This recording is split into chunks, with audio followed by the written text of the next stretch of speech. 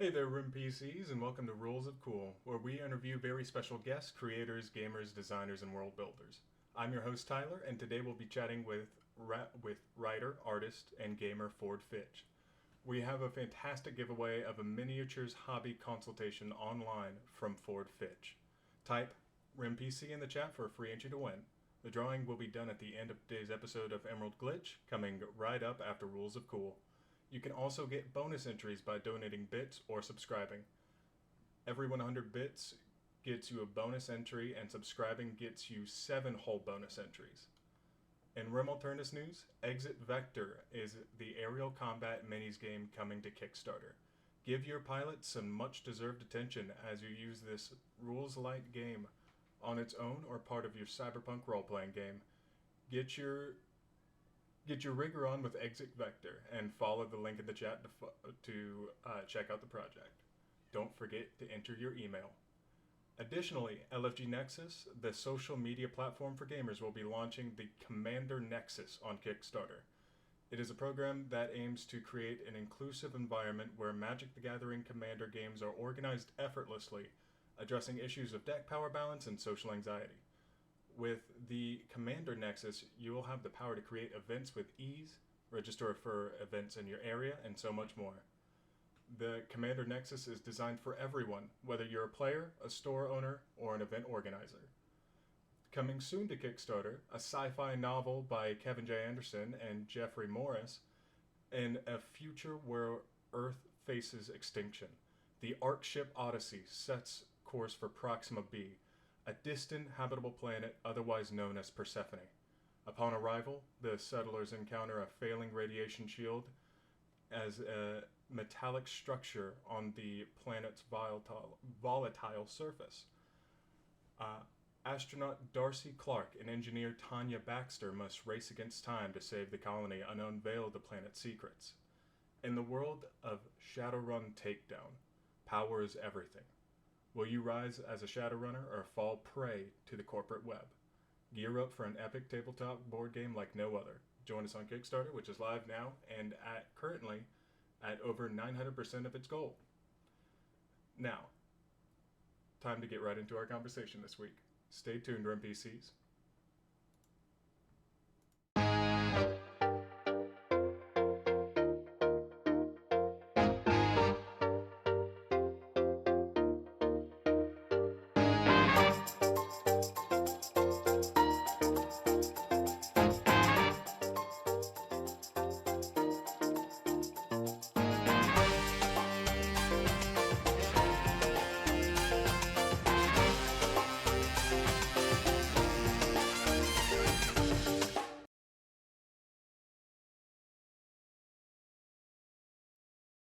And welcome back, everybody. To everyone, this is Ford Fitch, and we're going to get right into this conversation. And of course, well, if you'd like to introduce yourself. Hi, I'm Ford. Yes, sorry to been illustrated here previously. I'm a artist, creator, writer, do a little bit of everything. Been accused of being a jack of all trades, although a master of none. I am going to avidly disagree with that, but as we always like starting off these interviews, what is your history as a gamer? Well, as a gamer, like a lot of people in my generation, started off board games and party games and stuff. There, talking late '70s, early '80s. A kid growing up, it's a lot of what we'd consider, say, family games these days. And then about I think it was early '80s, about 1983, started getting exposed to D&D, like most of us of our generation there, and started playing with friends and kind of getting into it. And over the about next 10 years, really kind of getting into what was coming into second edition AD&D mostly. But it was in I think my whole gaming experience changed when I found out there was more than D&D out there. That Wait, was are you telling me that there's more than oh yeah. D&D? Well, no, nothing wrong with D&D, but there is more out there, of course. Uh, and in that more, it was actually one of the things that just blew my mind because I was always a big fan of Star Wars and Star Trek. A little bit more Star Wars, and then I go into this game store and I see Star Wars the role playing game, and I go through and it's like, oh, it's D&D but Star Wars, and that led for a long um, career there with the D6 Star Wars game from West End Games, and and a lot of great times, a lot of great sessions. Uh, Now in modern days, with Andor and Rogue One and Ahsoka and all, we were doing all that back in the day, and to see what there's just kind of the aesthetic of what was developing into the greater Star Wars mythos there that we were playing in. Now we got our own TV show, we got our own movie and stuff, as it were, and that was just totally awesome. Get here in later years and stuff. Getting to see everything we were creatively, me and my friends were creatively putting together. But the next big turn, I could say it might be Call of Cthulhu, but you'd be wrong. Although Cthulhu and Lovecraft came a little bit more into my late high school, early college years, the biggest game that really hit me and is still the game I consider my game is Shadowrun. I found Shadowrun, and again, it was like, oh, cyberpunk meets D&D. Okay, but then I found out not exactly, and that not exactly really started picking up with me, picking up with all the great writing that was done, in the early years and stuff. Yeah, the concept for the early initial concept for Shadowrun was, I guess you could say kind of along the lines of cheesy Roger Corman sort of stuff there, but that cheese was really balanced out. In my opinion, with all the deep underlying stuff. It's like, okay, we're giving you cheese because as a young gamer, this is kind of what we're selling to you, but Hmm. we're going to slip in this, more adult stuff, more detailed stuff that's, actually takes from, William Gibson and all these other, really heavy duty, heavy thinkers to kind of put an old 60s term on it there.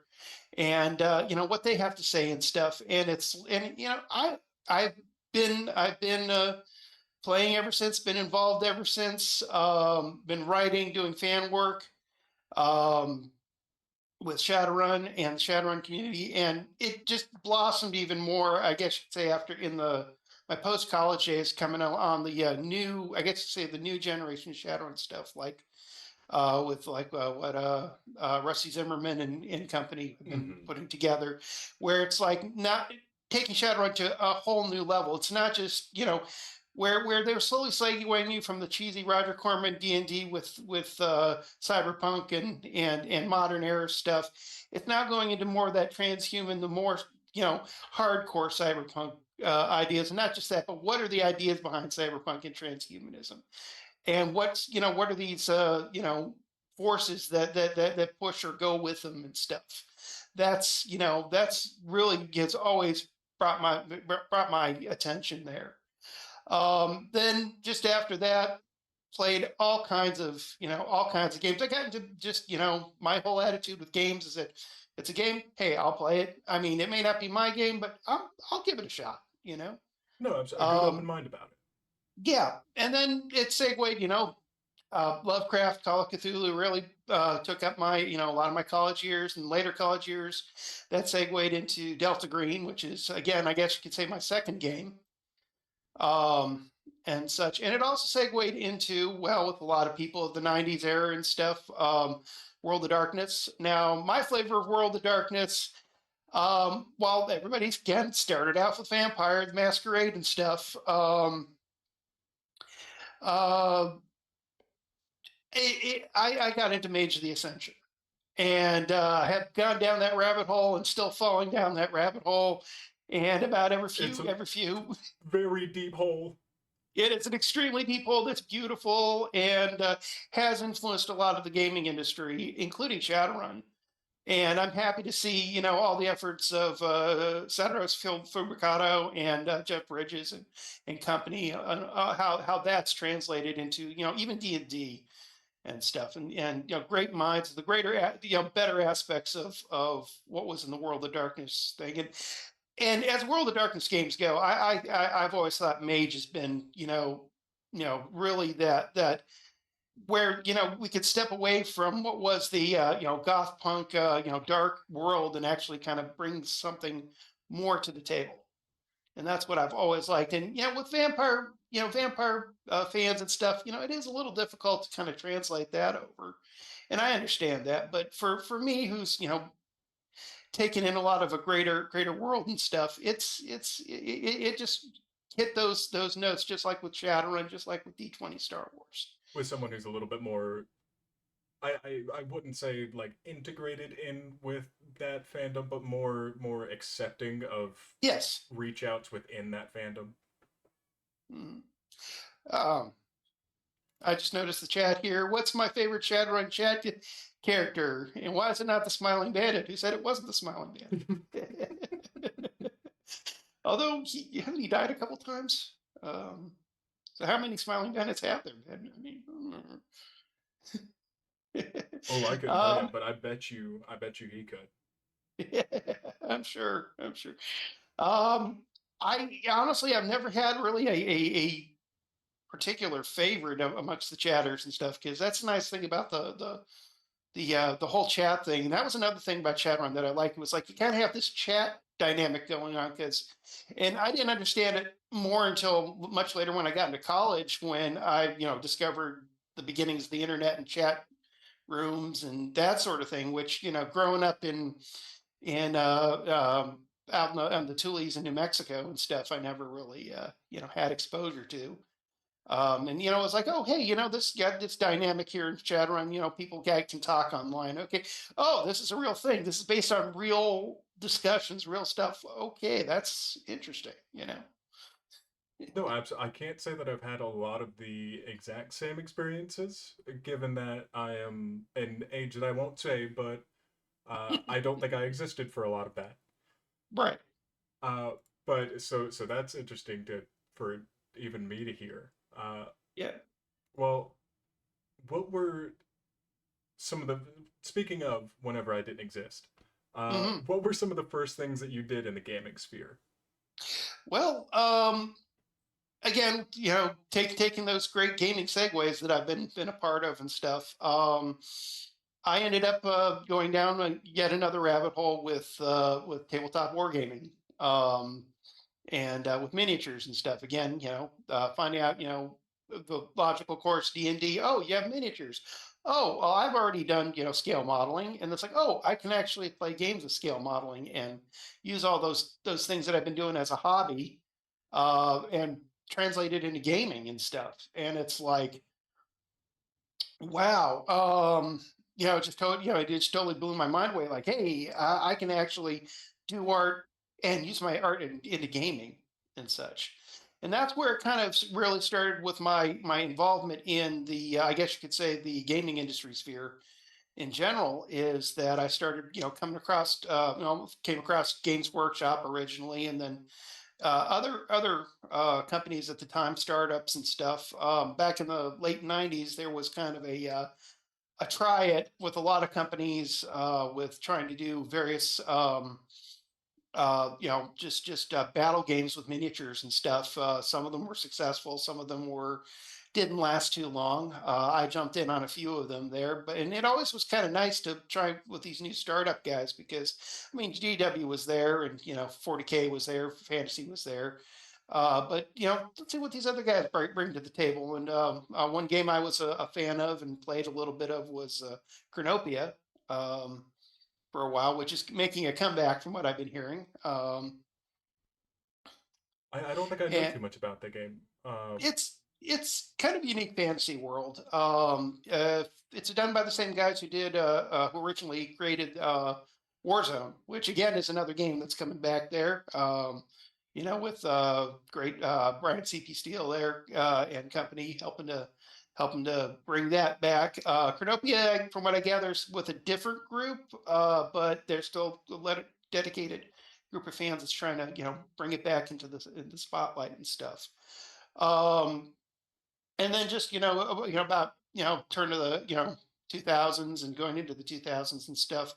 Um, just played around with stuff, and then I got hooked into a really cool miniatures game that again just hit all the buttons and stuff. It was called Dark Age, which was based on Brahms' post-apocalyptic artwork, and from there I just started helping the company that was behind it there, doing demos and doing outreach and stuff, various degrees and stuff, and then that company was rolled into a current well-known company now called Simon, and I ended up the last my last little bit of the tenure with Dark Age and stuff, helping that out with CMON as it was doing its growth and various other developments and such. And it kind of gave me the first steps into what the gaming industry was like. Also working with other people along the way, and other groups, and getting to know, actually helped get me to, the overall helped get me out to conventions and stuff, and actually sitting down and talking with people, and actually talking with people who were actually doing miniatures, who were, all these people I'd read in magazines or online and stuff.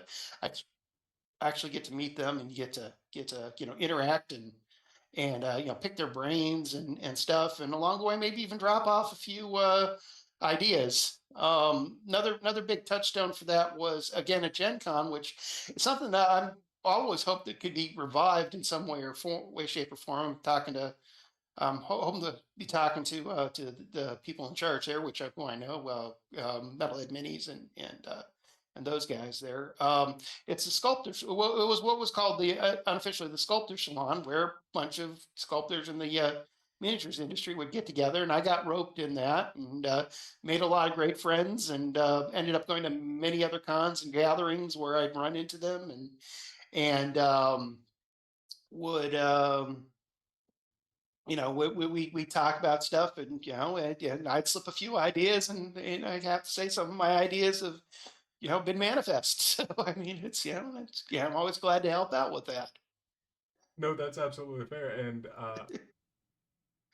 being able to feed some information into people who may have some influence as to Hmm. what minis you get to see next Yes, is yes, absolutely always going to be a good idea. yeah. I love that. Reading over your background sheet, Hmm. I picked up on a couple of things. Uh, Okay. so on your interest with some more unique topics like Hmm. aliens, the occult, Oh yeah. cryptozoology, how does that tie into your work in gaming and writing? Just another dimension in background and stuff, because I've always been fascinated with the fringe, and I really feel that the fringe is horribly in general. The fringe is just as a catch-all term. The fringe, the other, as I've heard it, been termed and stuff. Everything from folklore and from conspiracy theory, aliens, cryptozoology and stuff. It's really fascinating, the kind of mythos behind it. It is a big, in some ways interconnected mythos. And that you got all this stuff going on, and people coming up with all these things, and it may or may, you really don't know if is this something true? Is this what people kind of bringing in these just some really good ideas that may have been put together in the collective unconscious, or is this something that's actually happening? And the fringe has always been, and the thing that's caught me is that the fringe has always been downplayed or downgraded, or people go, oh, that's fairy stories, or hooey, and that's just people with active imaginations and stuff. And but when you really go down the rabbit hole to kind of put it in a kind of put it into a nutshell and stuff, is that you find out there's just so much interesting stuff there, and it really makes you think on, what if this, this, there is some credit to this. It might not be exactly what these people are coming up with, but what if there is something going on? What if you just got enough to have the meat and bones of something, but in actuality, it kind of either goes along the lines of trying to finding out more about the solid truth, or it just goes in the lines of kind of going out there and especially with the UFO phenomenon, which really I've always been a fan of looking into that, and eventually it led me to becoming an investigator with MUFON, Mutual UFO Network, where I'm actually doing real scientific investigation into UFOs with my friends, and but in how it relates to gaming and stuff is these kind of subjects, these kind of uh, esoterica, for lack of a better term, exist, out there, and and they're like, when you're dealing with an actual fantasy setting. I mean, you got this sort of thing happening because if it's a thing that's happening in the real life, something like this, maybe not the way we see it and stuff,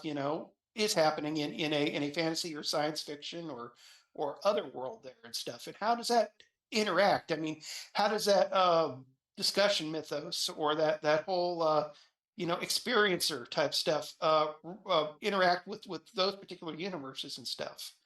And that sort of thing's overlooked a lot. And the connections with history and stuff there with because although I guess you could say the fringe, the other and stuff, all has connections in history, and just with our daily lives. How does something very similar, or maybe taking the same concepts and stuff in, like, let's say, Shadowrun, how does that affect things? Because I mean, I mean, here we're finally getting to a position where people are getting a good, are getting to believe the general masses are getting to believe that, hey, maybe um, UFOs or something. It may not be space aliens, but there may actually be something more that's behind this and stuff. But what if Shadowrun, where a world where weird stuff's happened for the better part of like 70 years, um, up to the modern era of Shadowrun, and where you got dragons, you got things that are out of lore and fantasy and stuff.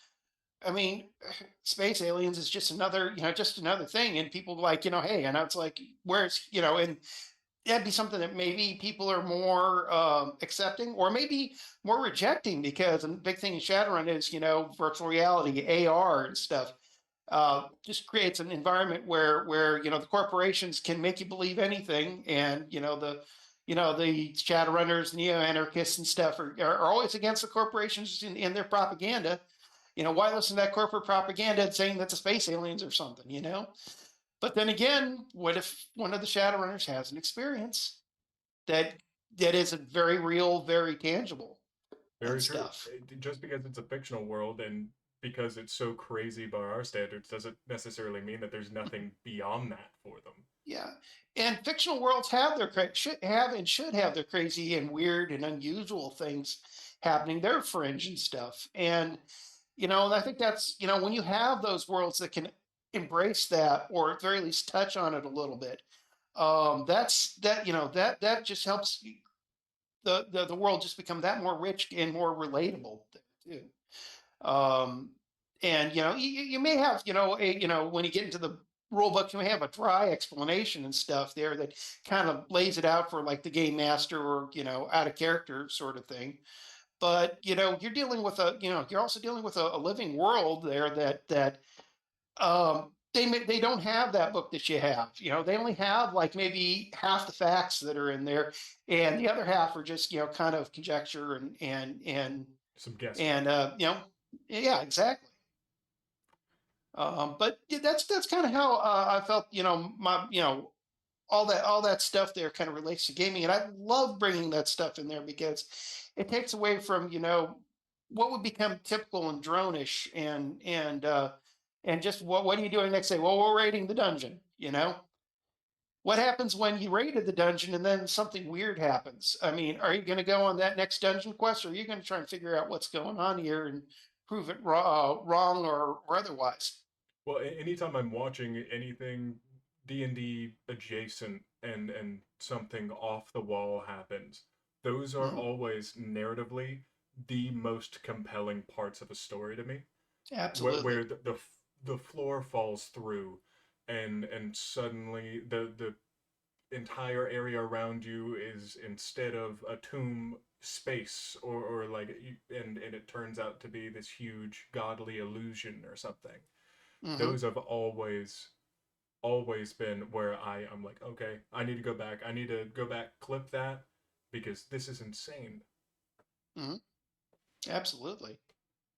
Already in a world where, dragons casually walk around. Yeah. Well, and like, one thing I've always, thought, with like Shadowrun, for example, I have, really kind of sat down and pondered, how does, you know, extraterrestrials, and how would their presence work in Shadowrun? What happens if, what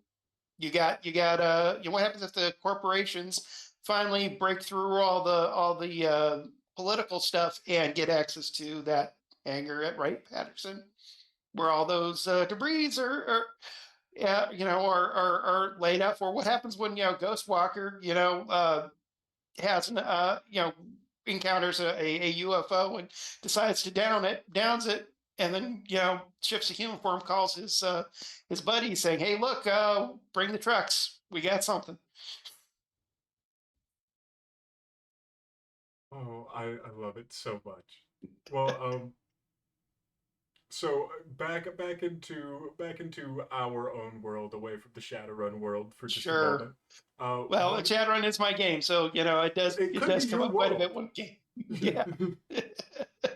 Well, as far as our physical world, I know that you've done a little bit of traveling. What are some of the Yeah. places that you've traveled to on our plane? Um, on our plane, mostly through the continental United States in the West. I grew up in New Mexico and traveled extensively in New Mexico and Colorado and parts of Utah and Arizona. Born in Arizona and went back there as a younger child, and I've been through a few times in my older years.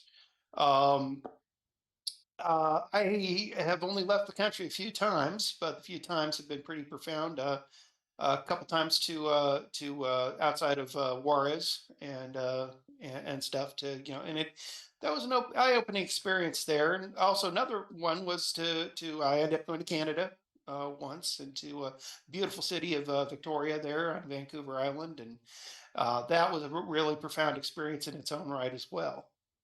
And just seeing and that's just an amazing city right there. Just walking off the ferry, and then it's like, wait a minute, am I in Britain, or am I in actually Canada, this island in Canada, and because the city itself is very much laid out like you'd expect in Great Britain and stuff, and then you kind of go out and it becomes more North American, but it has all this unique architecture, unique things. Not to mention when you start really going out into the interior of the island, you have you know um, Native American areas where they have Native American First Nations people and their stuff, and then you really go out on the island. It's nothing but wilderness and stuff, which I didn't get to go too much into the interior when I visited, but I got a little bit of a taste of it, and it was it's pretty interesting to see, unique wild areas there. And I've been to a lot of the great national parks and such in the West, and East Coast is still kind of an enigma here. Oh, there's That's there's nothing here. You're good. You're good. You could focus on other Oh, no, places. no, there's actually quite a bit there, and in my research and stuff, there's a lot of places I do want to go visit and stuff. But I've never had a chance to go too much farther beyond Georgia and Atlanta. That's Yeah, a where lot the of great stuff there. fun line is drawn. Just don't go past. It's All right, no you problem. can I'll have take fun your in word for Georgia. it. I'll take your word from it. But I'd love to travel. A lot of my traveling, of course, is for conventions and for gatherings and such. I did a lot of traveling when I was involved in the steampunk community and in the goth community, doing shows, doing stuff for a small bit of time. I did DJ work there, and I was the DJ, and I still have people ask me when I'm going to go behind the decks again, and it's like sometime, maybe. And it was a fun thing to do, playing around and the social interactions and stuff, and that's what really kind of got me into where I'm kind of pushing myself now is to, social interactions, which is something I think we really need a lot more of in this day and age. And that's a nice thing about, the steampunk or the goth communities and stuff. You got that there, and then the gaming communities. It's all about bringing people together and socializing and talking and exchange of ideas. And it used to be back in the day there was, towns and stuff. People, it was big enough that people could actually come together and talk and, go to the corner store and sit down and discuss things and stuff. And in this day and age, it's kind of hard to do that sort of thing in general. But there are a lot of great communities and outlets to be able to do that. And that's something I'd really like to, at least in the gaming industry, promote more of. Get more people in the game, get more people together, get people occupied with things. Um, you know, video games are great. Staying online is great, but there's more to it out there. And with especially with kids coming up in this day and age, and their whole perceptions with the digital world and stuff, which for better or for worse, they If you use it as a for good. tool, then it Yeah, can absolutely be a wonderful resource to use, and you can 100% even like enjoy your time while you're there. But and I agree. I agree. using But it to meet people is always it's going a to be the very best. good tool for meeting people. Yeah, I agree with you there. But what I like to see is let's be able to put that aside, step forward, and take the next step, or an old step. Where we can actually physically get together or talk, or can communicate and stuff, or maybe not so physically like what we're doing now. I mean, it's just the kind of building of community, being able to have that community networking and such that Very true, really interests me. but still not having to do something e- effectively mind numbing going on at the same time Right. while Right. just trying to talk about that, and instead Yeah. like actually getting into what makes you you, Yes. which that's fantastic. Well, Mhm. I outside of gaming, uh, Yeah, you've done some historical consulting work. I have. What Yes. all kind of goes along in with that? Well, outside of gaming, and the whole, I guess conspiracy theory hobby, which goes hand in hand with writing and everything else. I am an amateur historian. I grew up with my mom, who was an actually not so amateur historian. She was she a master's degree in Mediterranean studies, focusing on Greece and Rome, and that was kind of the kickstart of my love of history right there. Taking it to the next level, and researching, spending time in the library, and just really getting into that. And fast forward with a lot of different things happening and stuff. One thing that caught my interest, with historical consulting, well, first of all, getting involved with historical reenacting and docent work and stuff, where you actually, in living history, where you actually dress up, you actually have items and objects and stuff. Sometimes, real artifacts, sometimes reproductions, where you're actually going over with people, showing people this is how people live, this is how soldiers operated, this is what, you know, this is how things worked back in the day, and how people worked with them and worked around it, because we didn't have this convenience or that convenience going on. And just kind of really, again, the whole interactive thing that I mentioned is just builds up from there. But one thing that kind of really got me into the consulting end of things was actually movies and television, and lesser extent writing and gaming and stuff, where I had people asking me, because they knew I was a historian in historical stuff. Did they have this back in the day? Or I'm doing this thing for World War II, or I've been watching this World War II movie, and I'm not sure what's going on here. Is this possible, and such? And then on my personal level, I like to nitpick media and stuff, and because and it's been a great, it's like, problem with media is it's not necessarily drawing upon accurate resources.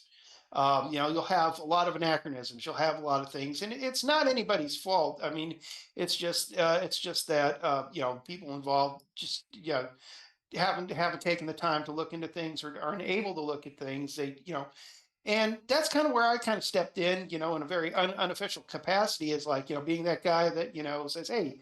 Um, those pair of camouflage pants were not invented until 1982, and it didn't go out to the civilian market till 1984. So you're trying to do something in 1960, that doesn't quite work.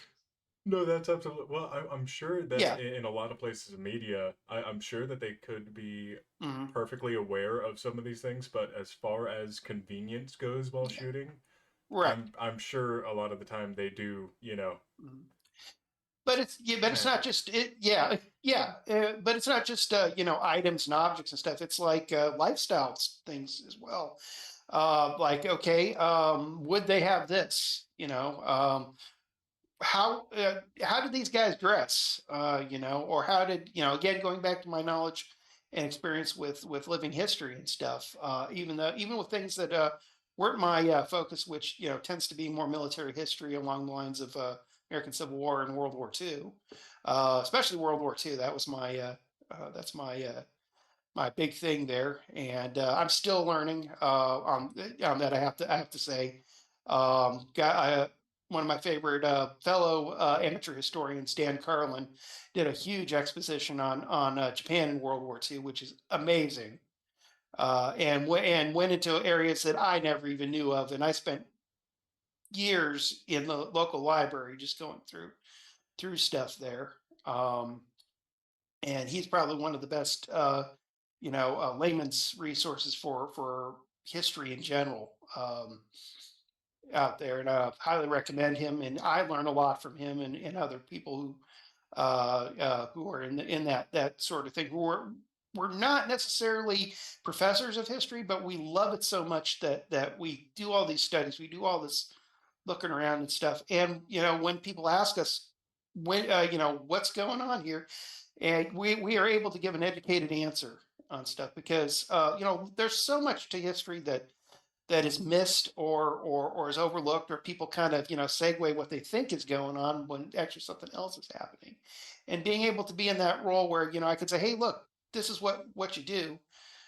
It's great, because sometimes I can come up with something that's cooler or more creative, using real life historical things, than something that just kind of segued in there because someone's not too sure, or they think they know what's going on. or Stuff. just a nice little hand wavy, be like, oh, well, this is what I would do now. Yes. I would Yes. pull out my cell phone, so let's just give them a cell phone, right? Yeah. Yeah. And practicality is yeah, more often than not, I mean, look at all these facts and figures and these, things here. Practicality, more than anything else, is the order of the day. I mean, if it's something practical, there's probably some precedence for it there. Might not be the most technological thing like a cell phone, but if you might have something there that has a a relation to it that you can work with. But yeah, no, I've done just, it's nothing major or anything like that, but occasionally a few productions, a few things, amateur stuff. I've really been able to interact with people and kind of help them out on making what they're doing just a little bit better. No, absolutely. No, that sounds fantastic. Yeah. Tightening up that media. Hmm. Well, as far as what you're working on, what are you working on currently? Well, currently I am involved with my friend's company, or friends plural. Um, Blind Visionary Publications, which primarily produces a really cool fanzine for DCC, or Dungeons Crawl Classics, by Goodman Games, called Tales of the Smoking Worm. And I've been doing some writing for them here recently and helping them out. And I highly recommend at some point you guys look into talking with them, because I tell you what, these guys have some of the best, amazing ideas. My friend Trevor Stamper, Brian Gilkison, John Olszewski and Joel Phillips.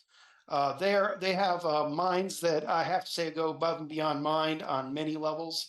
And the thing that makes Smoking Worm unique, with what I guess we're all doing, and a lot of other great writers and artists and such, is that we're taking the idea of dungeon crawl classics and adding in some really cool, flavorful things that people don't expect, drawing upon history and lore and legend that goes above and beyond the typical, kick down the dungeon, D&D-esque, Tolkien-esque, you know, uh, uh, role-playing game, which, I guess you could say, so I've heard some people call it a murder hobo fest. I've heard other more kinder things.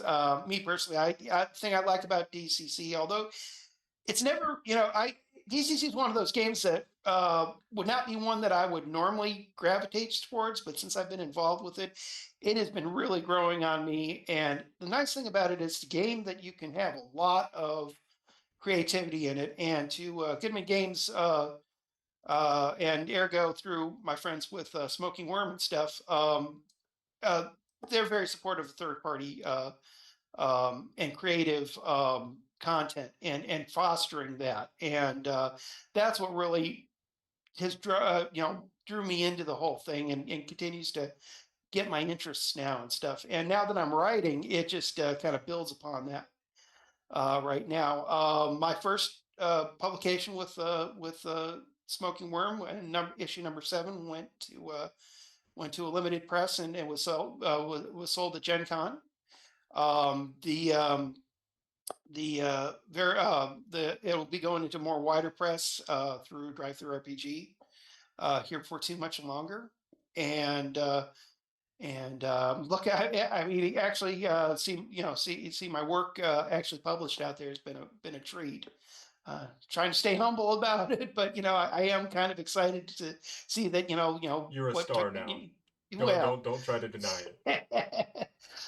I do what I can. I do what I can on that. But no, the thing I like about what Trevor, Brian, John, and Joel do is that their focus on things for the zine is just coming up with these really great concepts that are just off the wall, out of there, and joining in them on that, coming up with hey, this doesn't exist in DCC. We like this idea of maybe doing this. How do we make it work? And then we make it work. Coming up with new ideas for patrons there, which kind of works like the whole warlock patron thing, but it's kind of more of a generic, a magical sort of thing, magical user sort of thing in Dungeon Crawl Classics.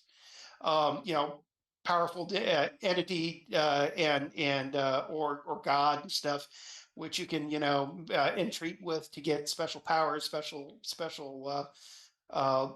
things going on. And one thing that I came in on with them is, well, and that we're fostering right now, is that, well, okay, it's good to say that you go with the demon bugables, or you go with this the king of Elfland with the Fae, or this big force or entity and stuff like that. And then we got to talk about, wait, force or entity? I mean, these guys are forces and entities and stuff, but forces and entities exist outside of gods or heroes that made it and that sort of thing. You've got universal concepts. You've got forces that have no real discernment in things and such. And that's where we're kind of leading towards. And that's what led me towards my first article that I wrote with Trevor, which is in regards to a patron called Caniv. And Caniv is the Lord of Mysteries and Enigmas, and something that in a Sherlock Holmes type of character would be want to align themselves with. And the whole thing about Caniv is just being able to perceive and to work through mysteries and work through observation and such. Another big thing that Trevor contributed to Caniv was, which is not present in any up to what we've done now, is not present in any Dungeon Crawl Classic stuff, or even I would say even a lot of other fantasy gaming, was working with Aris. and aura manipulation, aura scanning, and understanding, how auras work with, with a creature or with a person and stuff. And that's always been, you know, coming up with stuff like that. It's always been something that's gotten my attention, and having us, me and Trevor working together on this, and the other guys working on their contributions, which some of them include some really great Lovecraftian tips of the hat, and well, maybe more than a tip of the hat on stuff, since one of the patrons that the guys put together is Cthulhu himself. All right. Yeah, yeah. No, So that's a very strong lean right there. yes. But the nice thing about what we're doing also is, while we are focusing for the DCC community, anything in Smoking Worm can be translated into practically any game, with a little bit of creativity. Caniv, I'm personally looking at how to work Caniv into my weekly Mage the Ascension game that I run, and I'm running Mage Ascension 20th anniversary, best version out there, my opinion. And I'm looking at how can, because the thing about Caniv is that it can be easily said that Caniv is a it's a force, but and you could say that it might be a god, or perceived as a god, but it could conceived as also something more abstract, that kind of like reaching out into the ether, and the ether reaches back at you, giving you the answers and stuff. And a lot of our focus is going on to unique aspects, and like that, with the whole idea of patrons and stuff, and then also adding in the Lovecraftian end of things. Rituals is a big thing that we're putting out there. We got rules on how to do ritual magic. Excuse me. And other great things like that. Classes. Biggest thing that I happen to start to put a little input on before I actually got onto the I guess you could say the writing pool of great authors and stuff. Not just my guys, but some other great people. There was we developed a whole character concept for trolls, but instead of going off, the D&D style troll, we're going off of Scandinavian mythology. So our trolls and stuff, and all the troll classes and all the troll stuff there, is more along the lines of it's more fey than it is actual, creature like. But we do have that creature factor there with certain types of trolls and such, and it just adds that little more uniqueness to. I mean, yeah, you can play a troll character, but you don't necessarily have to be, this big, green slobbering guy, or you could be. What if I There's want all to? room for I trolls, already and am. You know. but I mean, and the other thing too is going off Norse mythology, where the idea of troll is actually more synonymous with the idea of fae, and the fae and the fairies and stuff, in more like Irish or British Isles sort of lore. You have trolls that are exceptionally beautiful or exceptionally tall, or and stuff. But the other thing we did with that is that we didn't make up the trolls perfect, even the imperfect ones. Well, and what we did is, the imperfect ones, we gave them a chance of perfection, and then everybody has that imperfections of being a troll, because it's in the lore. Trolls. Certain trolls have an animal's tail. Certain trolls are big and have stone skin and stuff, or look hideous. Um, and we just have all these really unique factors with that, and that's been fun to work with. And we're always coming up with new concepts, new ideas, and such. Um, and if you don't mind me doing a little bit of a plug here. No, no, no, no. Absolutely, go right ahead. I mean, No there's a time problem. for that, but you can take it right now. Okay. Well, I'll tell you what. One thing we're working on right now is we're going to have a Kickstarter coming up here for our ninth issue. and it's going to be centering around wintertime and things that are in the wintertime. And one of the things that we're going to be focusing in on is Yetis, but these are Yetis of a different kind. And I encourage people who will know a little bit about the Yeti lore to kind of look into it a little bit there, and you might discover the path we're going to be taking with that. Also, we're going to be focusing in for this issue 9 Kickstarter for issue 9. Issue 9 is going to be also focusing in on a favorite holiday personage. Yeah. Everybody's favorite holiday demon Krampus is going to be coming in. But I'm guaranteeing you that this is a Krampus that I don't think anybody's seen before. Oh, that already sounds crazy. Yes, yes, in addition, we're going to the issue 9. We're going to be having a what we call our monograph adventures, which we've already got 2 of them. Really great monographed adventures written by good people. This third one is going to be a murder mystery surrounding Krampus. That sounds so fun. Oh.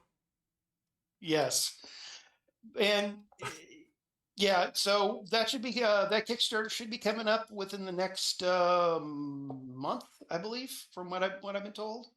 So keep your eyes open. In the meantime, you can get Tales from the Smoking Worm and our monographs via Drive Through RPG.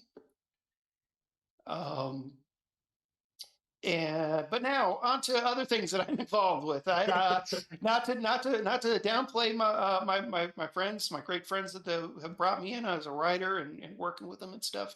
I'm also working on a lot of locally. I'm working on a lot of local outreach here with the gaming community. I'm also a demo team member with Catalyst Game Labs, so I'm going to be not that I already haven't been, but I'm going to be doing a lot more work with them, especially promoting BattleTech, since that's been getting really popular, and a lot of people have been asking about it at my local game shops and stuff. Really? You think it's popular? Oh yeah, I know. Well, so it's sad. I mean, they say To each urban their own, mechs I are popular, guess. So I mean, but also with a little bit of Shadowrun and stuff too there. But other game companies, I'm going to be doing a little bit local promotions and stuff there. Just that's the other thing I'm kind of working on there is bringing together promotions community and such, which kind of goes into my the basis of a lot of my personal little companies that I have. I got 2 little companies. My one company is Clockworks and Geckos Entertainment, which is focused more on arts entertainment. Um, in the sense of community and gatherings and whatnot, and kind of one trying to make into a portal to help bring people together, at least in the gaming community, if not other venues and stuff along the way. My other little company, which is probably going to be encompass Clockworks and Geckos, is Brass Gecko Hobby Studio, which is my personal thing with again doing the same thing with the with miniature hobby, and kind of a focus. I want to do a focus on the hobby as a whole, because we got a lot like on Twitch and a lot of venues and stuff here. You got a lot of focus on Warhammer and Games Workshop and that sort of thing, and that's cool. I mean, there's a lot of really great stuff. A lot of great painters who are focusing in on that, and they do, and everything's good and cool with that. But there's so much more of a bigger gaming community out there, and more companies coming up with anything and everything, and that don't get a lot of press. And that's one thing I kind of want to do with Brass Gecko is bring greater press to of all the people that are out there, miniature manufacturers, people doing third party bits and pieces, 3D printing, even smaller companies that may not people may not have heard of, but they produce phenomenal works and stuff. Even not so smaller companies there too that do something different. That's and that's something that I'd really like to kind of get the word out there about. And another thing with Brass Gecko that is also be a portal for artists. because I know a lot of great artists out there, a lot of old school artists out there who aren't able to get onto Twitch, aren't able to get out there in a modern digital world, or with the way the art communities have been changing over the decades and stuff. And I want to be able to have a portal so that artists like, for example, my friend Chuck, he's a military mural painter. You see those big murals in military museums and stuff. That's what he used to do. He used to do billboards. He used to do, Coca-Cola signs and military murals and stuff. And he's a legitimate artist. But I'd like to give him and others who, you know, have art and art forms that kind of maybe overlooked in the modern era and stuff, a chance to go out and grow and play with their art forms and stuff, and let people know, hey, these guys exist, these people exist, and that's my hope to do. And I know I've been kind of roundabout prattling on stuff there, but No. You're um, all good. You it feels as though that you got a lot of those bases covered. We are yeah, getting kind of close to the top of the hour, no so problem. and Emerald Glitch coming up next, but Sure. I really only got one other thing is where can we find you? Well, I am in currently in between things right now, with getting everything set up and started. At the end of the year, I'm hopefully going to have full presence from my two companies on social media and otherwise. But I can be currently found on Facebook, Ford Fitch. That's the best way to get a hold of me is the Facebook and Messenger there. I can also be emailed at fordfitch42 at gmail.com. And those are the best ways to get a hold of me. I'm also on Discord, as Ford Fitch, or a permutation of such, depending on which Discord I'm in. And then on Twitch, Ford Fitch 42 with a hyphen between Ford and Fitch there. And those are other ways of getting hold of me as well, and such. But yeah, I apologize for not having like dedicated websites and stuff yet, but those are in the works, and I'm hopefully going to have them before too much longer. Oh no, you're perfectly all good. Well, it was lovely speaking with you. Thank you Yes, for all of your energy and everything that you do absolutely. for the gaming community. And everyone, stay right there. We will be right back.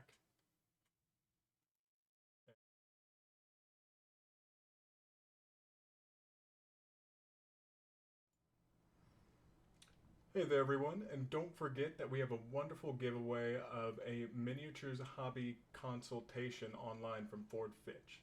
Thank you so much to Ford for putting up such an awesome prize.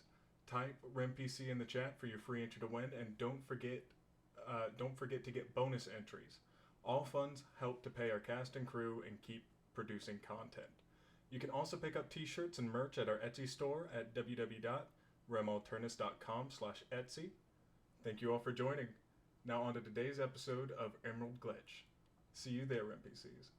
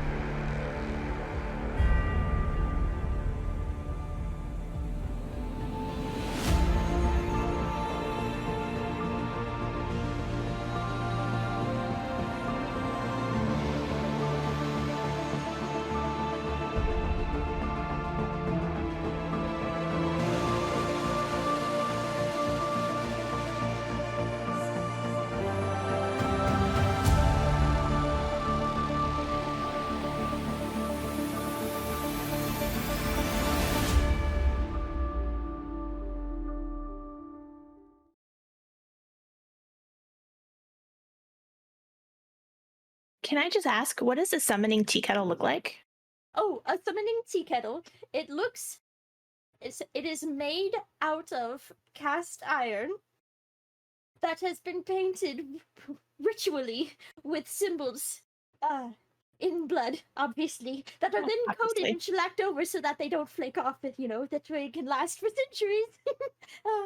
And we use a nice clear coat though, so you can see them quite nice, quite clear. We mix in with the blood, we mix in the iridescent paint, so it gives us a nice little beautiful shimmer, especially as it heats up. And as you heat it up, that's where the magic happens, because that is when all of the symbols start to glow and get bright and beautiful. And as the tea kettle whistles, that is the summoning ritual complete.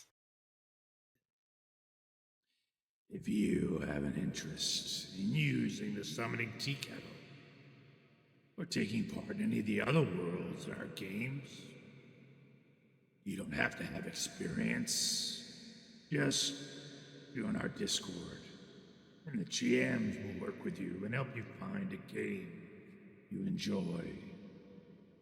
The link is in the chat. Ready to level up your cosplay game? Check out the Geek Forge on Etsy. With a variety of props to give your photos that extra spark, you'll find just what you need. Hold magical fire in the palm of your hand, or take a potion to restore your mana. With a large variety of colors, you can choose your own magical flavor for your cosplay. Bring drama to your photo shoots with these vibrant props and more, all available at the Geek Forge. Are you ready to level up your cosplay?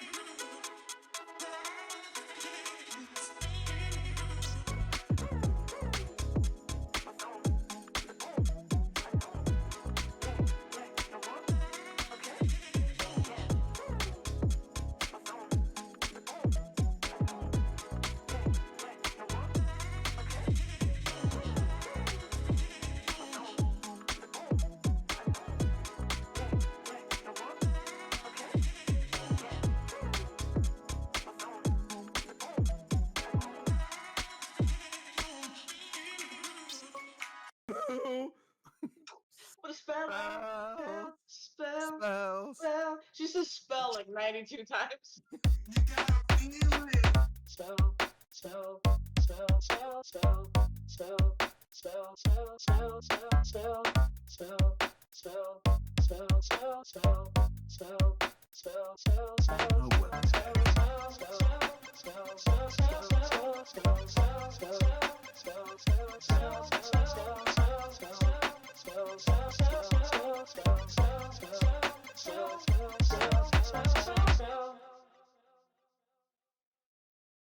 You get to play with us now, which is so exciting.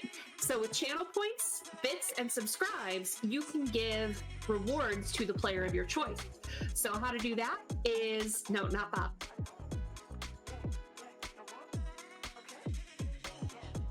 Channel points, I believe it is 500 points, gets you NERPs, which is +3 to any dice roll to the player of your choice. For 1,000 channel points, you can do a point of edge to any player. And for 2,500 channel points, you can do 4 edge to the player of your choice. Now for bits, for 100 bits, that's $1, you can do the NERPs. For 200 bits, that's $2, you can do the point of edge. Or for 500 bits, that's $5, get 4 edge to give to the player of your choice. And finally, again, the subs, if you subscribe, you can give 4 edge to any player.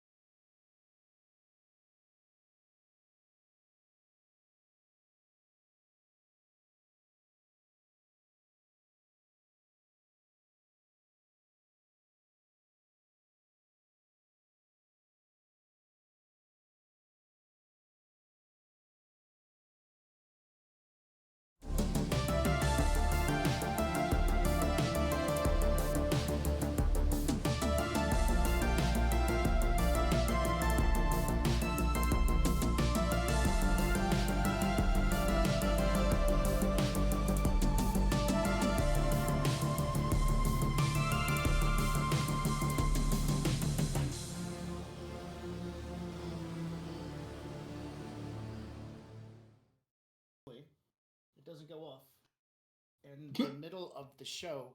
Oh crap! Hey, welcome back to the Emerald Glitch.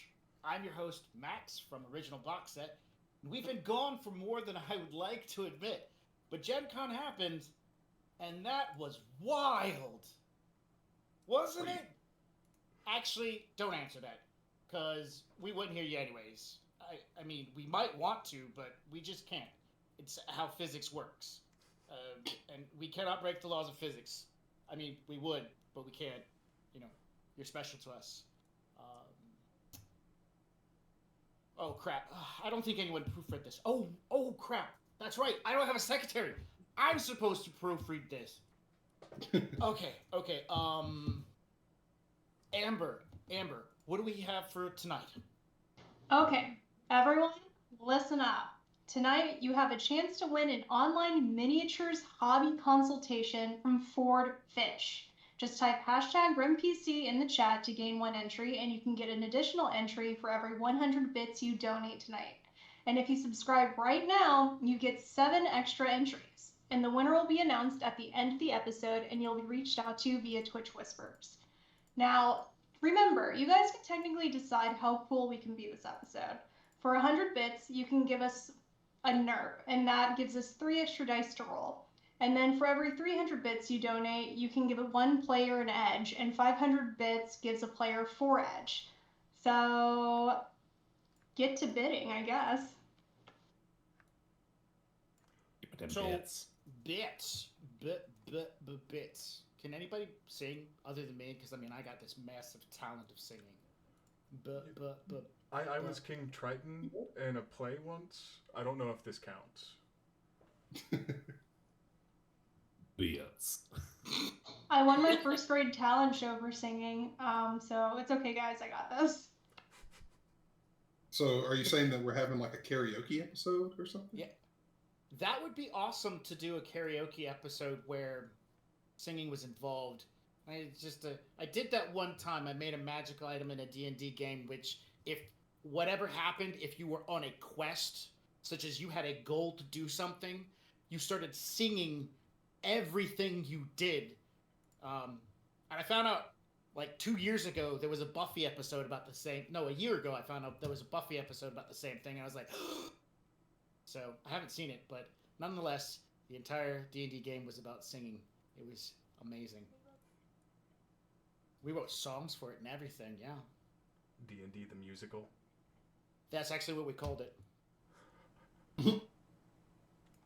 D&D the musical. And she still has like some IDs that relate to it and whatnot. Used one of the songs from Beauty and the Beast Disney. Be My Guest, it was... all parody songs. All parody songs. It was Be My Guest was changed out for It's a Trap.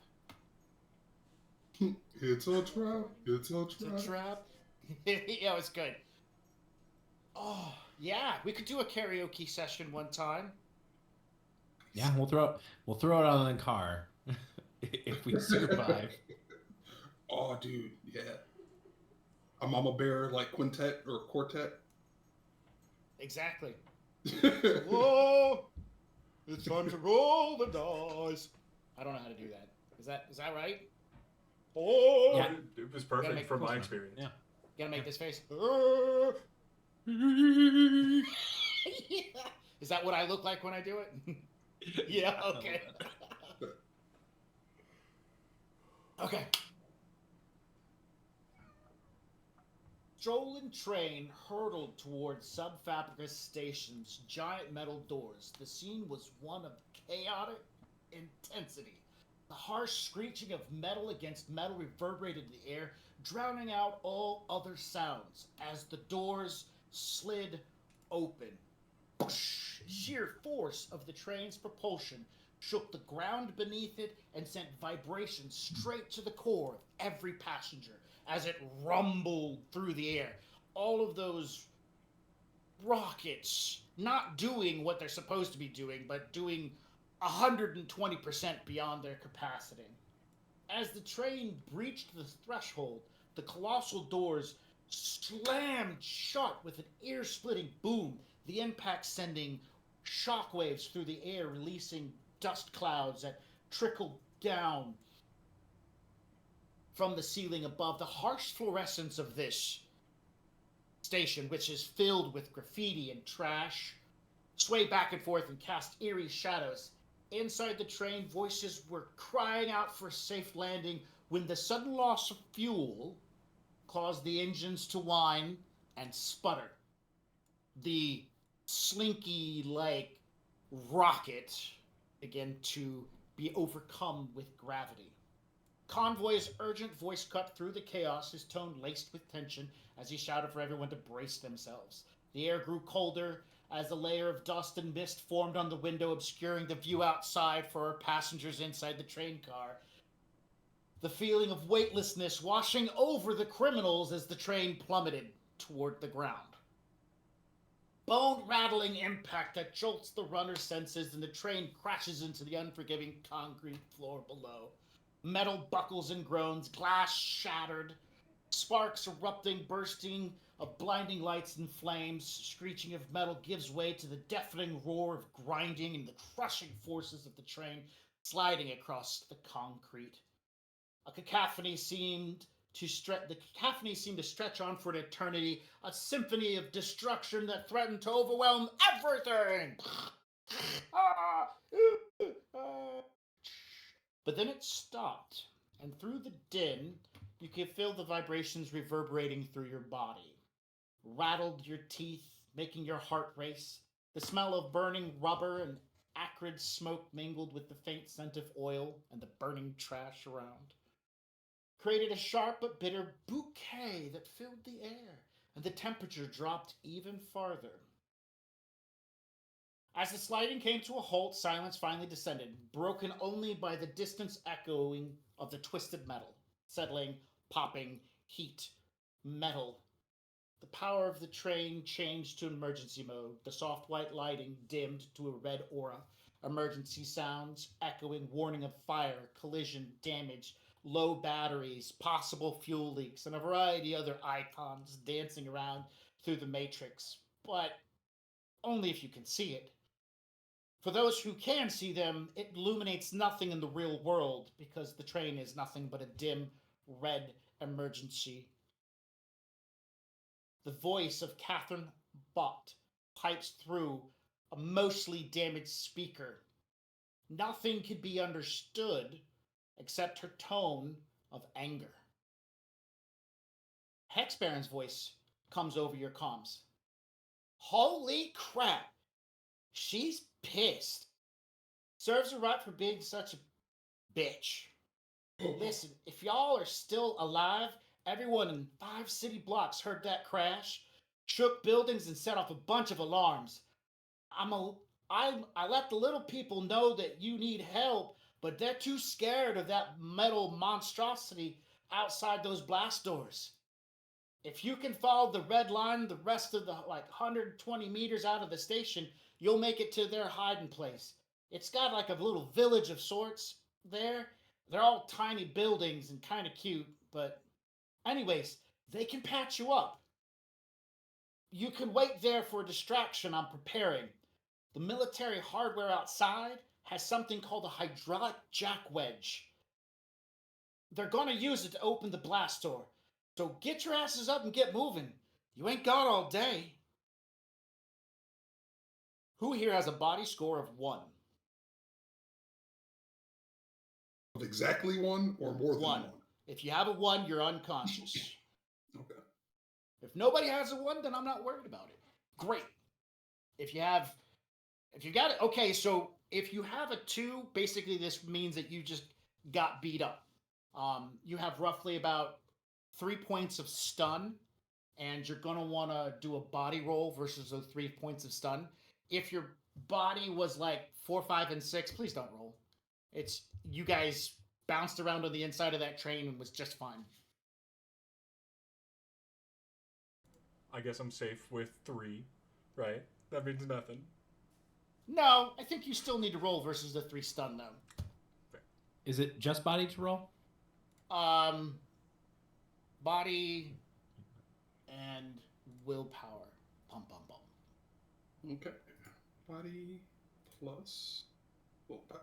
Steel Tiger has a low body? Oh no, I have 8. You don't have to roll. You're Oh. exempt. You're exempt. All right, cool beans. So there's smoke. Vision is limited to short at greatest. And yes, they do sound like something from the Aliens RPG, but it's an actual thing. I decided to look up and see if something was real that actually does this thing. And I was like, wow, they have a name. Jack Wedges. So what do we got for numbers? Well, I guess right. I got this open. Let's see. So Steel Tiger didn't need to roll, but he rolled anyways, just to be a badass. Good job. You are awesome. Convoy survived, and now we are waiting on our Cole to make his roll. I normally just go over the rolls and do the presets, but I have a willpower of 7 and a body of 3. What do I need to do? You rolled 10 dice. Okay. You need at least 3 successes to wash all the stun away. You're still going to hurt, but you're just not going to have any penalties.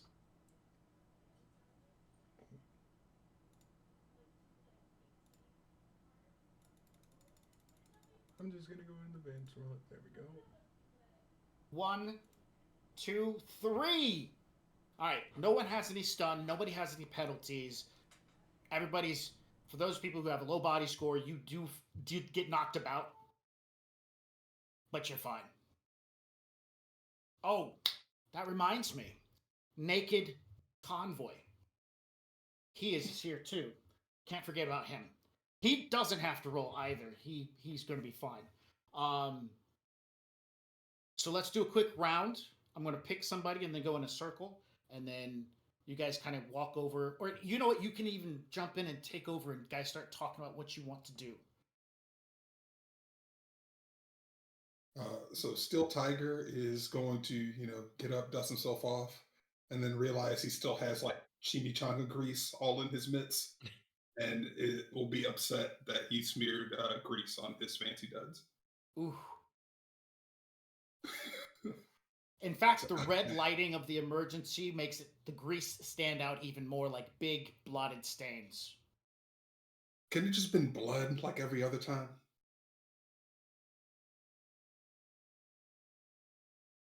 How's everybody doing?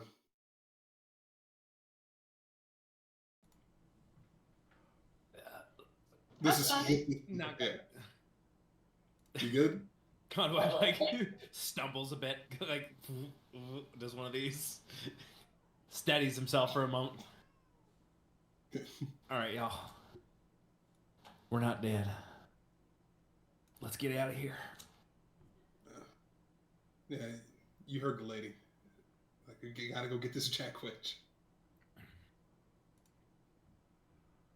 All right, so the cargo, which is in the train, you guys can make a carry check to go back to where those cargo, where that train section got damaged at. You can make a carry check to grab 1, 2, or 3. You have the list. You guys should still have the list of the crates on the red line. So if you're like, hey, I want to grab crate that's LNN38 filled with all the party stuff, you got to say that kind of thing. I don't think any of the crates would be like the ammo crates. The 2 ammo crates are kind of heavy, but you make that call which ones you want to grab for. Otherwise, if you just start running now, you're going to, head out of the train station to get to safety. I'm assuming you guys are going to follow Hex Baron's directions, following the red line. Because remember, there are 2 lines that come in here. There's the red line coming that leads out, and the opposite line heading in the other direction, which is, you can follow that as well. Or Convoy has the maps downloaded in his brain of all the places in the local area. Well, Convoy is there a better way? I don't know. I've got the maps, but I can't guarantee it. One way is better than the other. I imagine people who live down here got a better idea than we do. Fair. Not saying that I don't trust Hex Baron, it's just that I don't trust Hex Baron. So I guess that would mean that you do not, in fact, trust Hex Baron. However you want to read that. Well, let's put her on a trial basis because I don't think she wants us to like give her up if we get caught. So she may help us get out of this one time. So do we need to save the party stuff, or are they gonna get the party stuff on their own? Like what's? And then I pick up a random box. I don't even look. All right. Roll a.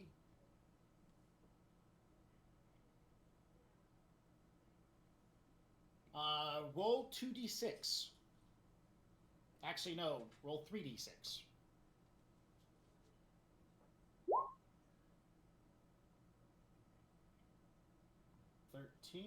We're going to put 13. One of the ammo crates.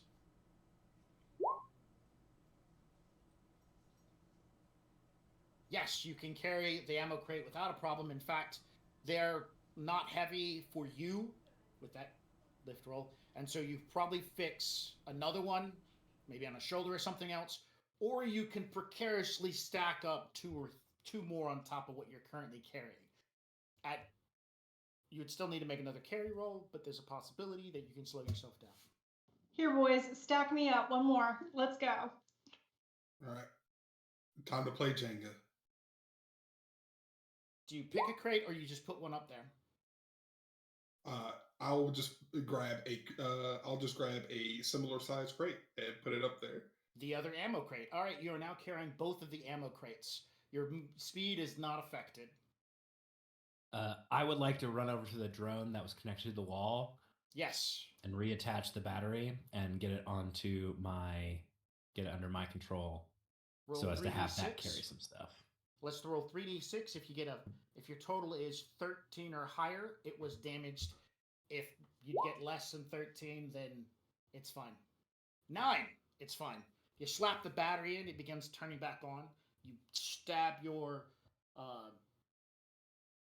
direct connect from your RCC into it and begin giving it some quick codes and whatnot.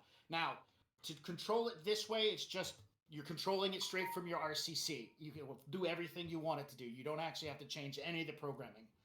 But if you try to do the wireless, it'll be free and jump back onto their network and shit like that. I'll keep wired and stay by it and tell it what to do. It too has a carry capacity of 10, so you get 10 dice.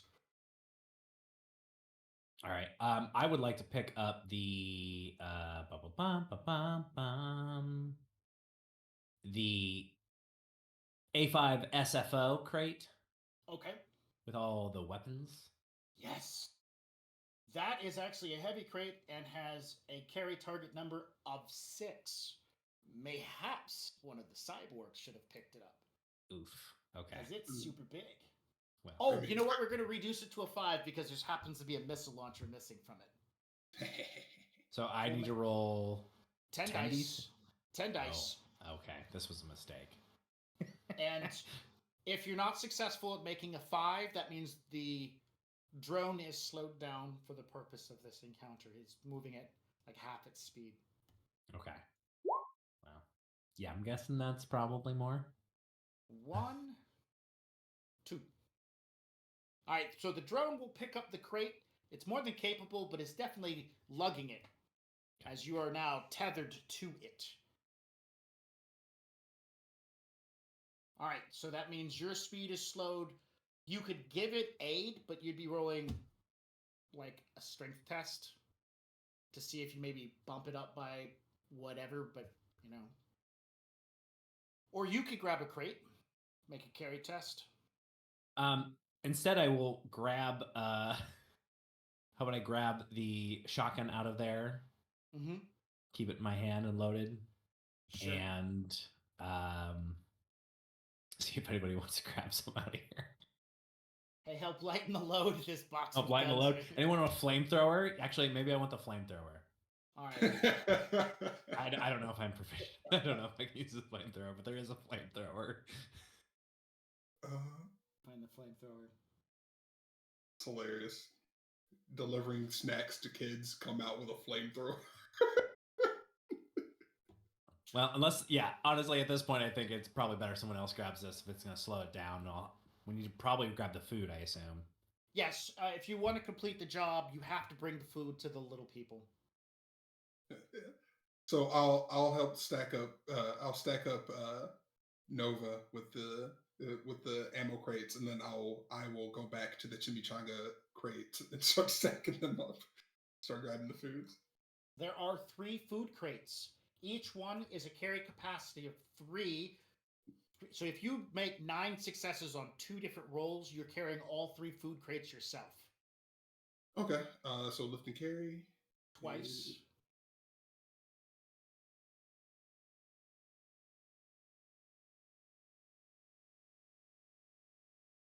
Oh shit! I don't even have lift and carry. Oh yeah, I do.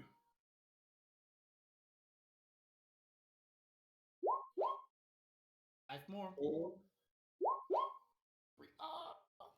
Your movement is slow too, but you have all 3 of them. Basically, okay. You've got it. You're moving, and maybe one slide off to a side or something. Do the whole like shuffle back and forth for a second with it. All right. I'm just gonna work support behind Steel Tiger and Nova. Just like, oh, you're leaning just a little bit to the right, and kind of little bit of emotional support. Let them know what's going on. Emotional support, labor. I'm just a little guy. All right. Naked Convoy comes out of the rubble in the train to see what you guys are doing. He has a piece of shrapnel in his chest, and no fluids coming out of him, but you can definitely see that the synthetic skin that looks pretty gosh darn real is kind of hanging and flapping a bit across his chest and under his arm, and metal can be seen underneath. And he looks around for a moment and says, "Do you guys need help carrying your stuff?" Yeah, we do. He also has a carry capacity of 10. So he will be able to carry at least 1 or 2 crates.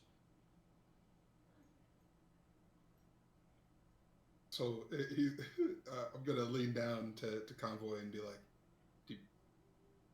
do you have like wire underneath that stuff too? No, man.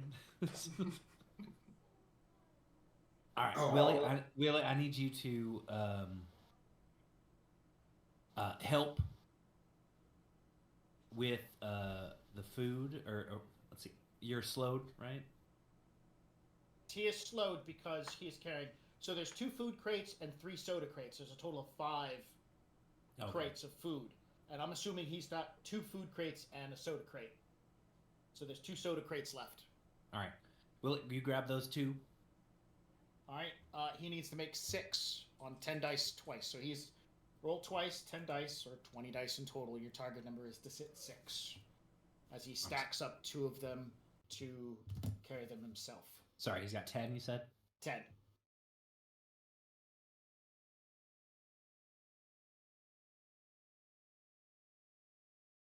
Three, 4. Dear Lord.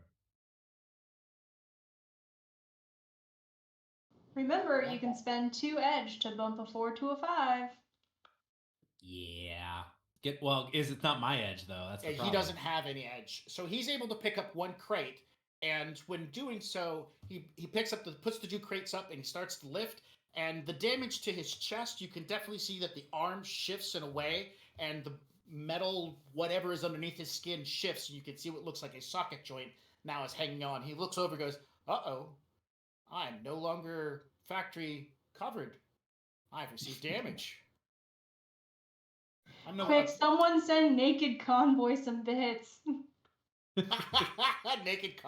Naked Willie. His name is Willie. Oh. Naked Willie. Oh gosh, we did not. Naked Willie's bits. All right. All right. Convoy will begrudgingly tell the drone to drop the guns and help take the food instead. When I see this is. he's already made his roll, so picking up the food is going to be great. All the food is taken care of. With the 2 crates of ammo that you picked up, Nova, you could take a crate from Steel Tiger because you got an 11 and carry those 2 ammo crates and a food crate, and you're going to be fine. And then Steel Tiger wouldn't be slowed, and none of y'all would be slowed. You'd have all 5 food crates and 2 ammo crates. I accept these terms. But you're leaving behind the gun crates, the medication, and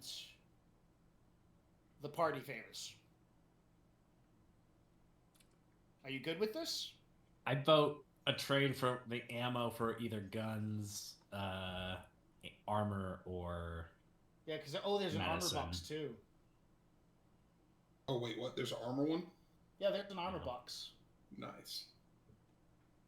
I feel like medication is pretty good to bring people. I don't know, guys. What should we do? Is there anything that we can make a makeshift sled or wagon? Engineering plus intuition. If you I'm looking for at least 4 successes.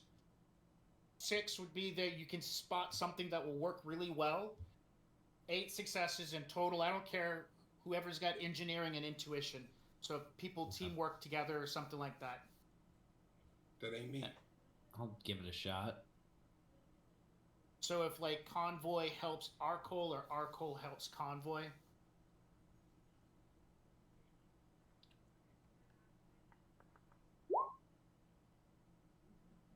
That's it. And you just said engineer. Oh. Sorry. I have to keep on unmuting myself. Engineering and intuition? Yes.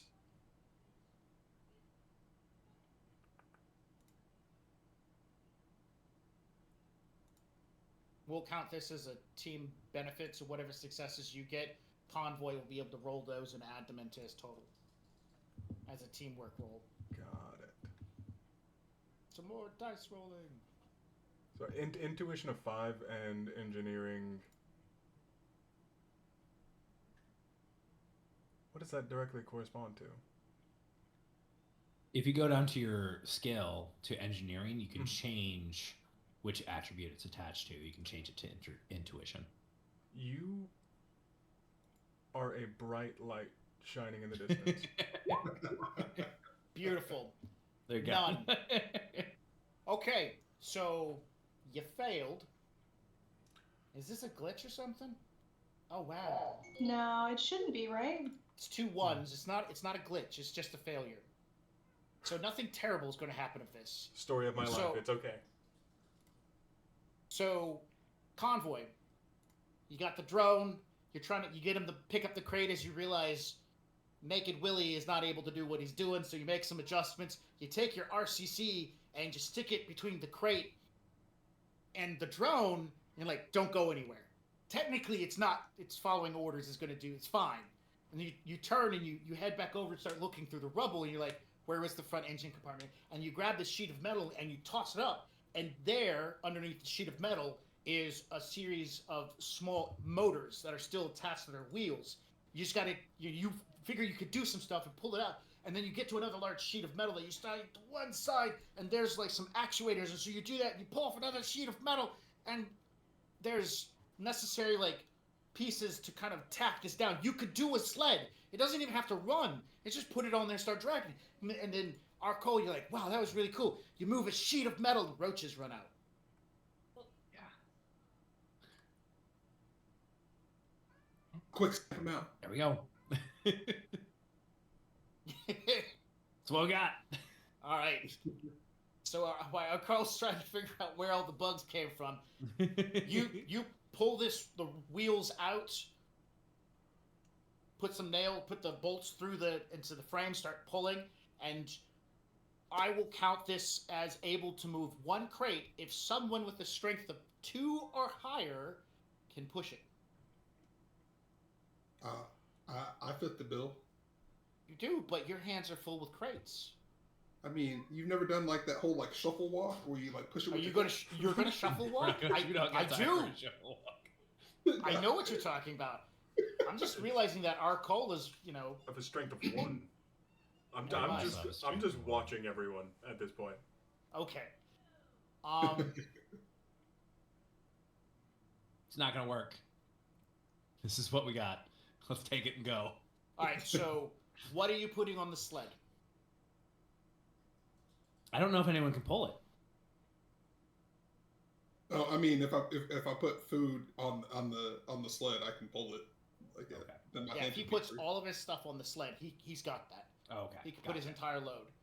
I was saying, sorry. If you put 1 crate on it, you need a strength of 2 to move it. If you have nothing on it, you need a strength of 1 to move it. So empty, a strength of 1 can move it.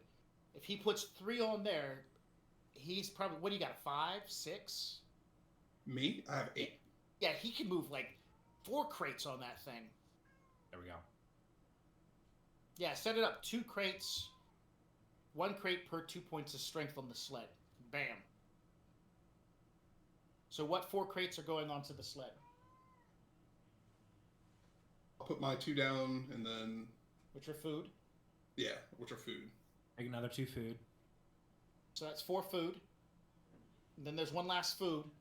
And currently, Naked Willie is carrying that. Can you handle that? Yeah, he can handle it.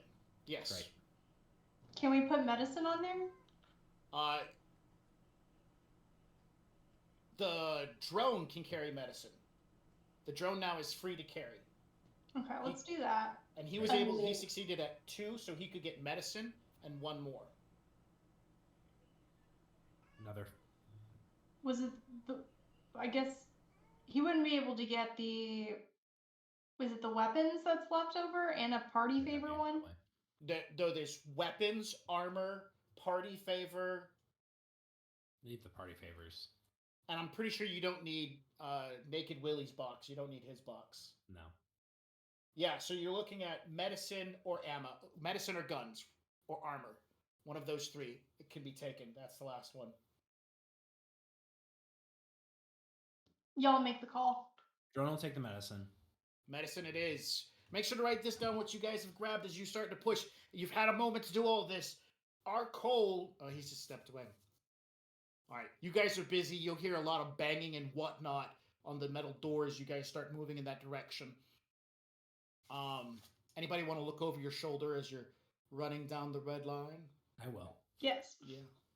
So a jack wedge is a T-shaped piece of metal.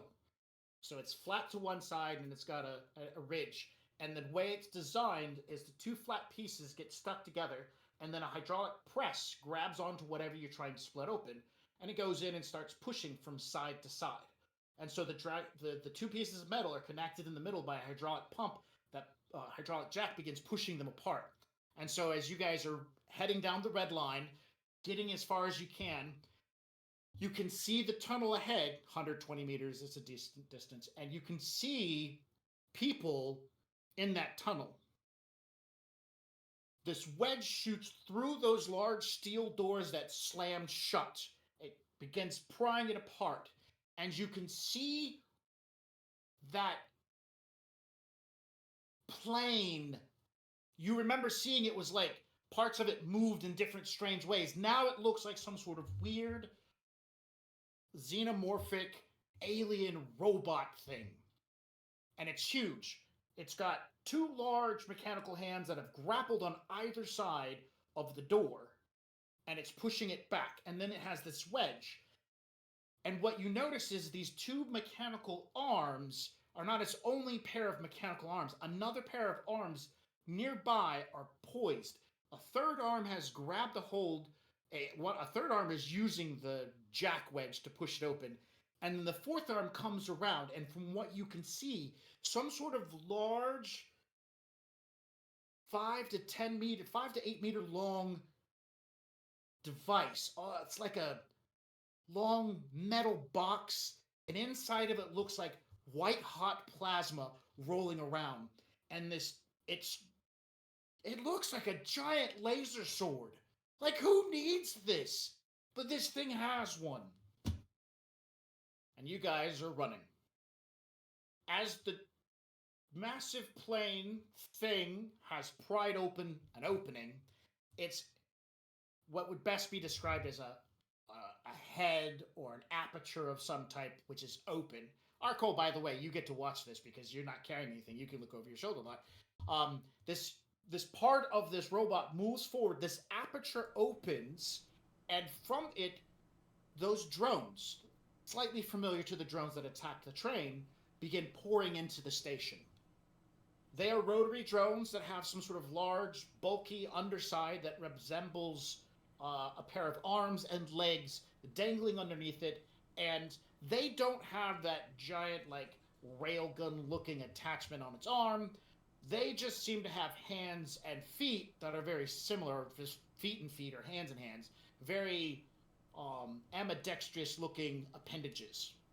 The red and gold coloration blue and gold coloration is that of Hooper, maybe. And these drones begin flooding in to the station with you. The drones have a movement speed. They will catch up to you in about, because none of you are hindered, in about 3 rounds of movement. On the 3rd round of movement, you guys will be outside of the edge of the tunnel and heading in. You'll be heading into that tunnel, so they're going to collide with you when you hit that tunnel. While you're running, you can make other actions. Pushing these carts and carrying these crates are considered a minor action. Unfortunately, for some of you, it could also mean that your hands are full. Unless you have like an extra pair of hands or something like that. So, first round, you're hauling butt with your crates. The drones come swooping in. Automatic weapons on the robot start opening fire. Pat, pat, pat, pat, pat, pat, pat. They're not actually going to hit you guys. What they're going to do is cause your defense score to go down by 2 points as they're spraying into the area trying to hit you. And so like a game mechanic, all it does is bring down your defense. That's like in the first round. Do you guys want to do anything other than just push the carts, carry the boxes?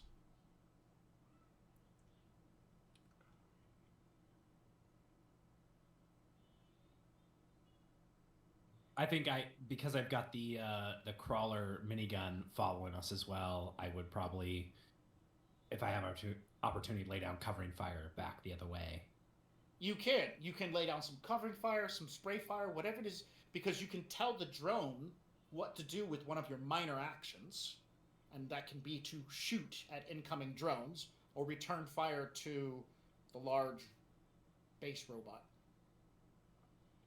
Yeah, shoot at the drones. I don't think it's going to do much against the massive robot. Cool. That is a gunnery plus... So I have this here. Let me pull up my vehicle. I'll find the thunderclap. There it is. If I remember right, it was it has a sensor of 3. Mm-hmm. So, I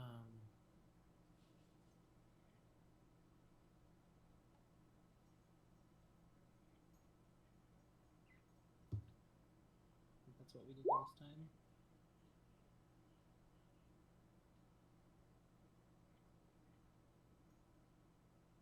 Reading through its stats real quick. I want to make sure 6P. Are you doing full auto? No, I did not change it. I think it was sitting at sitting at burst fire. It is, but you have a minor action. You can switch it to full auto. That's I'll switch it to full auto, and why not? all right. 14. Their defense value is 7, so definitely has edge. These are drones, so you have edge in this situation. Okay. You gain an edge because your drone's attack rating is higher than their defense. Great, and then I will use, if I can look at my rolls, I'll spend 2 edge to turn that one of those 4s into a success. Okay, making it 5 successes. Did you want to do a single attack on one target, did you want to just do a spray effect like suppression fire on them, or did you want to split between 2 targets? I'll split between 2. Let's do that. So that's going to be a 3 and a 5. All right, so the drones have a Peasley little 6 dice. Where's my advanced dice roller?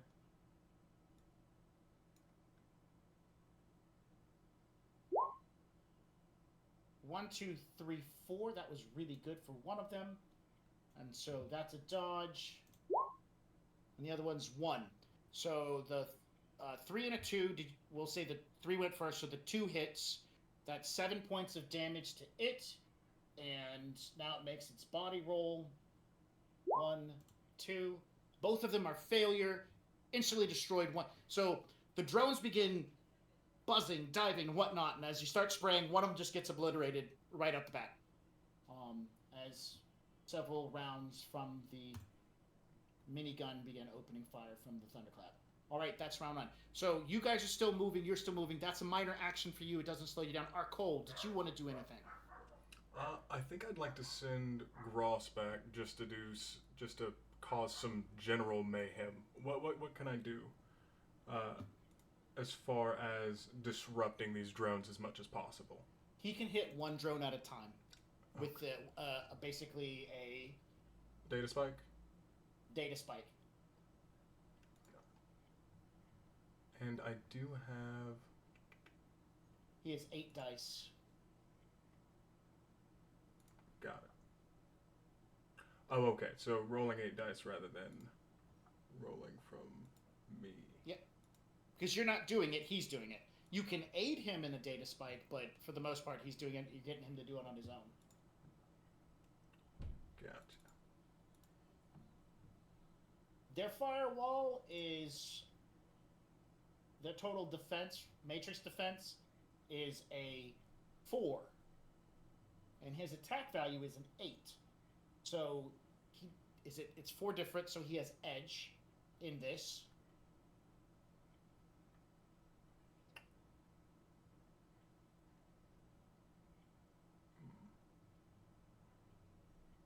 What can I? So you would give him an edge, and then he could replace a 4 with a 5, but you got nothing like that. So he just got 1, 2, 3. So he hits one of them with a data spike, and so that gives them a penalty next round for their action. Let me mark that down real quick. Cut. That was one of your minor actions to send Gross to do that. Anybody else? Minor action, major action? Yeah, it's a major action to sprint, so I'm going to sprint faster. And then it's a minor action, since I get 2 major actions and a minor, so it's a minor to carry, right? Yes. So I've got another major action, or can I do 2 more minor actions? So if your major action is to sprint, your next major action, you could swap that out for a minor action. Then for my minor action, I'll swap it for a minor action and use either dodge or avoid incoming, whichever one I think applies better in the situation. Okay. Game mechanic wise, the spray fire is just causing you to have a defense loss. It's not an actual attack.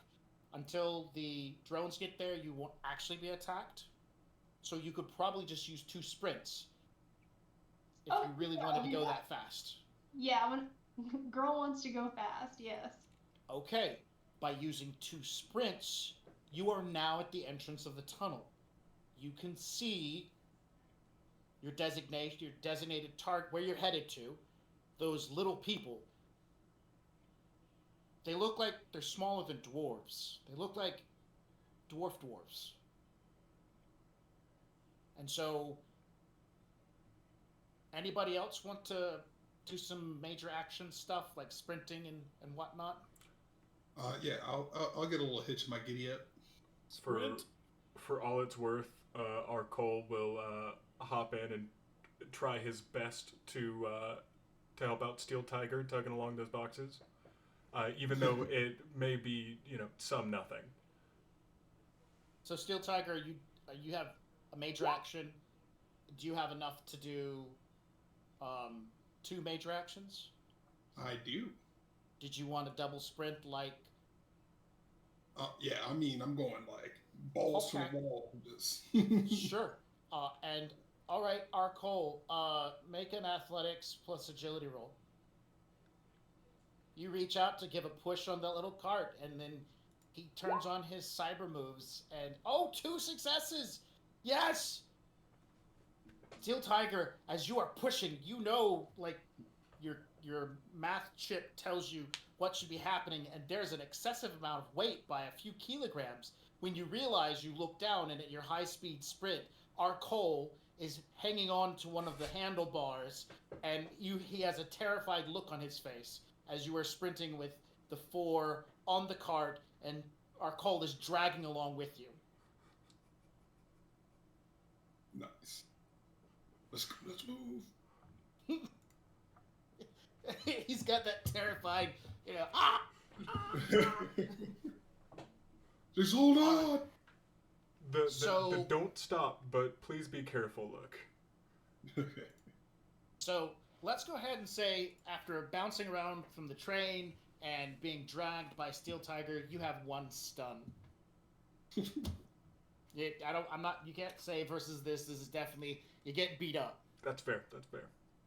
So, Willie and Convoy and the drone and the other drone, you guys are still back there. So you've told the Thunderclap to turn around, turn its turret. It's moving backwards while still opening fire.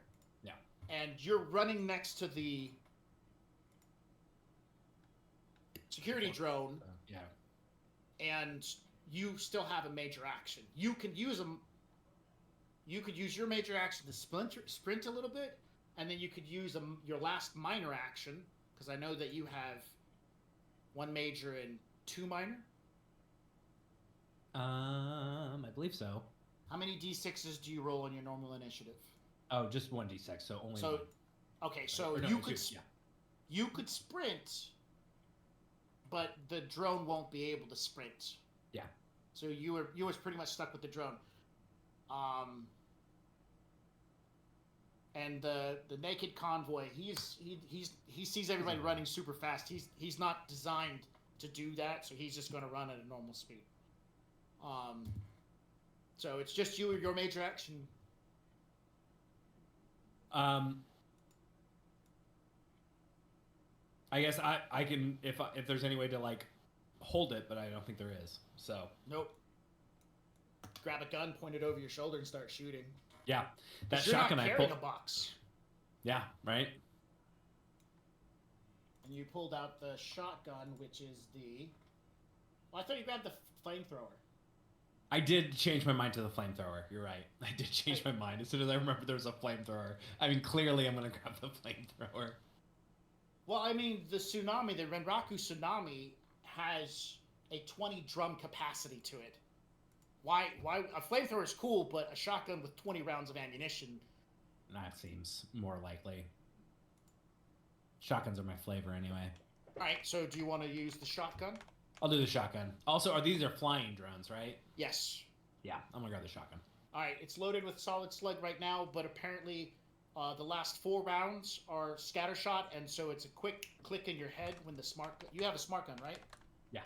When your smart gun attaches, you can swap to the 4 scatter shots to fire at any point in the pattern. It will zip around as you want it to.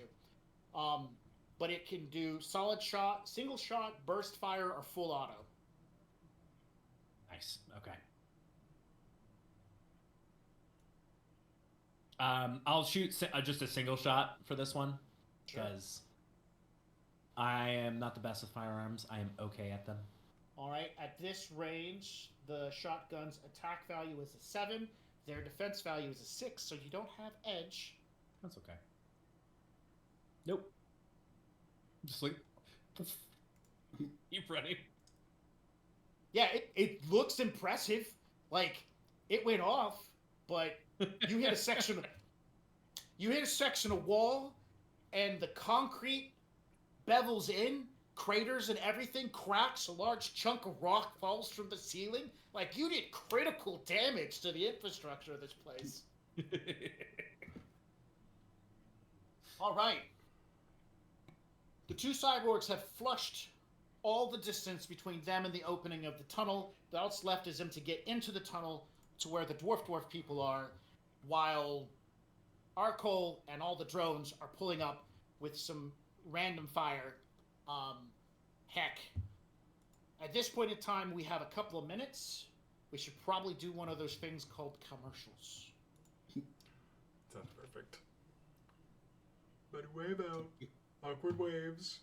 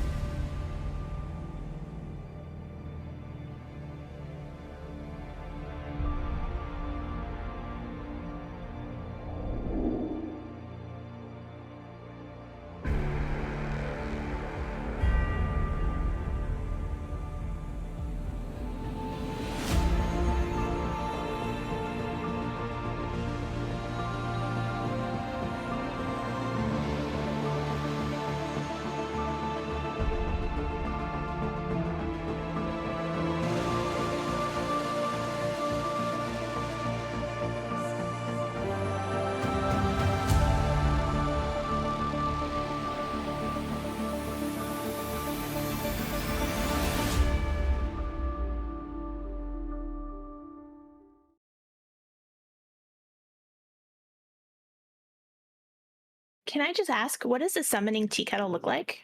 Oh, a summoning tea kettle. It is made out of cast iron that has been painted ritually with symbols in blood, obviously, that are then coated Obviously. and shellacked over so that they don't flake off, that way it can last for centuries. And we use a nice clear coat though, so you can see them quite nice, quite clear. We mix in with the blood. We mix in the iridescent paint, so it gives us a nice little beautiful shimmer, especially as it heats up. And as you heat it up, that's where the magic happens, because that is when all of the symbols start to glow and get bright and beautiful. And as the tea kettle whistles, that is the summoning ritual complete. If you have an interest in using the summoning tea kettle, or taking part in any of the other worlds in our games, you don't have to have experience. Just join our Discord, and the GMs will work with you and help you find a game you enjoy. The link is in the chat. Ready to level up your cosplay game? Check out the Geek Forge on Etsy. With a variety of props to give your photos that extra spark, you'll find just what you need. Hold magical fire in the palm of your hand, or take a potion to restore your mana. With a large variety of colors, you can choose your own magical flavor for your cosplay. Bring drama to your photo shoots with these vibrant props and more, all available at the Geek Forge. Are you ready to level up your cosplay?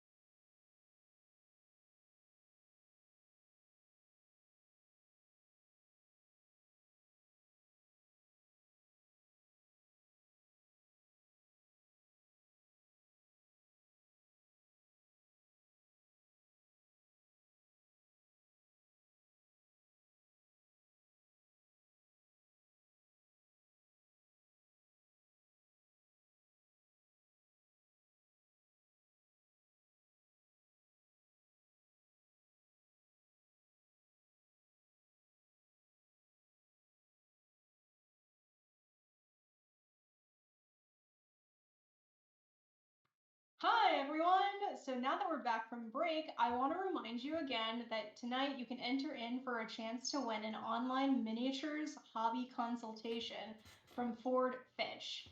Just type hashtag RunPC in the chat to gain one entry, and you can get an additional entry for every 100 bits you donate. And if you subscribe right now, you get 7 extra entries, and the winner will be announced at the end of the episode, and you'll be reached out to via Twitch Whispers. Guys, Naked Willie needs your bits, okay? He needs it. Please donate. He needs help. He's got nothing on his side except the wind. So, please. Yeah. Poor Willie. wind. Take it away, Max. Oh, he's got nothing. You win. I don't know what you were trying to win, but you won it. That was won great. that one. That was great. The second round of the normal run to get to the entranceway. This is, of course, focusing in on the only slow person now, and his convoy's character with all his drones. You guys have entered the tunnel. Who have made it to the tunnel? So we'll go back to the high-speed samurai cyborgs, and we'll start with Amber. What is Nova? You've made it to the tunnel. A normal movement, which is part of this entire thing, will get you at these dwarfs. So have the dwarfs, the double dwarfs, have they noticed me? Do they know me? They see you. The tunnel is kind of lit. They're off to one sided, like an emergency exit. You know how in a subway they have those little side doors that go into maintenance tunnels and stuff like that. They are standing on the side near one of the maintenance tunnels. They are wearing what looks to be ragtag armor, carrying some sort of auto guns of some type, and have some lights.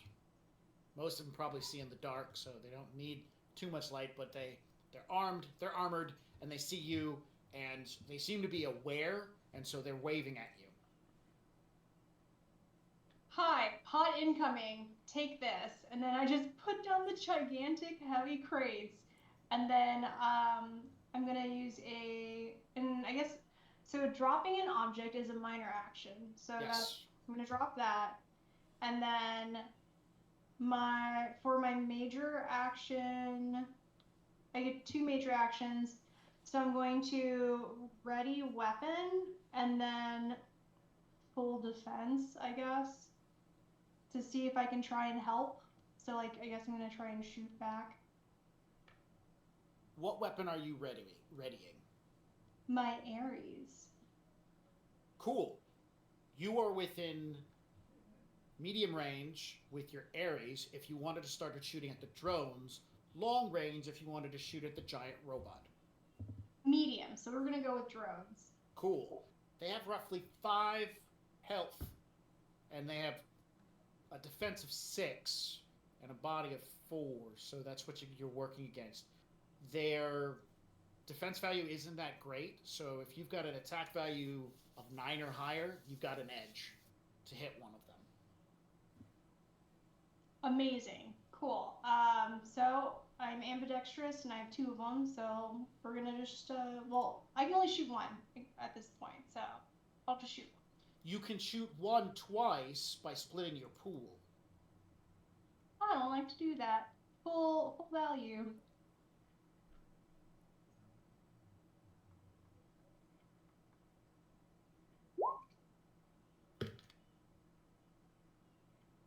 Okay. So 2 shots for each. We're just going to split it down the middle because it just makes it easier. They're rolling against 4s. They have 6. That is a no.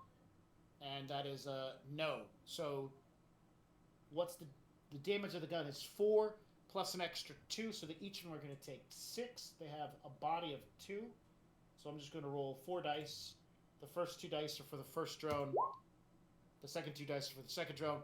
5 points of damage each. That fills up both their health boxes. 2 shots, 2 drones, plummet to the ground. Let me mark them off the list. boom, boom. And so minor action, drop the crate, and then major action to ready your weapon. Or actually, it's like a minor action to pull your gun, unless you have a quick draw holster. And then 2 shots is a major action. So you're pretty much done. All right. Now it's Steel Tiger's turn. All right. So Steel Tiger's going to also stop, and he's going to pull out his rifle, and he's going to engage the giant robot. Giant robot. Got it. He's at long range. So whatever your long range attack value is, the giant robot's defense value is 22. My FAR is 18. So it has edge on you for this. Sounds good. Yeah, I am blasting. 7 hits. It's not moving from its location, so you're definitely going to hit it. So the damage is going to be 11. Does that say... Oh, no. The damage is going to be 12. And so now it's going to roll... Body of 12. It's got thin aluminum sheeting. 1, 2, 3, 4. So out of the 12, 8 go through. Okay. You start blowing holes in, like, that opening that the drones are coming out of. And so, like, little sensors or whatever, bits of metal as you begin blasting into it. Because it's not moving as it's forcing the door open wider. And you can see that its objective seems to be getting the door wide enough so it can move through. And it's trying to shift that arm that's holding the giant plasma-like beam weapon thing in front of it. So that's like the first thing it's trying to do is to get itself through that opening. So as you're opening fire, you've done 8 points of damage to it. Unfortunately, it has a hell of a lot more health boxes than 8. But you've definitely got its attention. What kind of rounds are you firing to do that much damage? I'm just using high X. Well, that would explain. And it's gonna, like, our goal. Do you know if this thing is shielded, like energy shielded or anything like that? Looking into it, and how easily it tore through.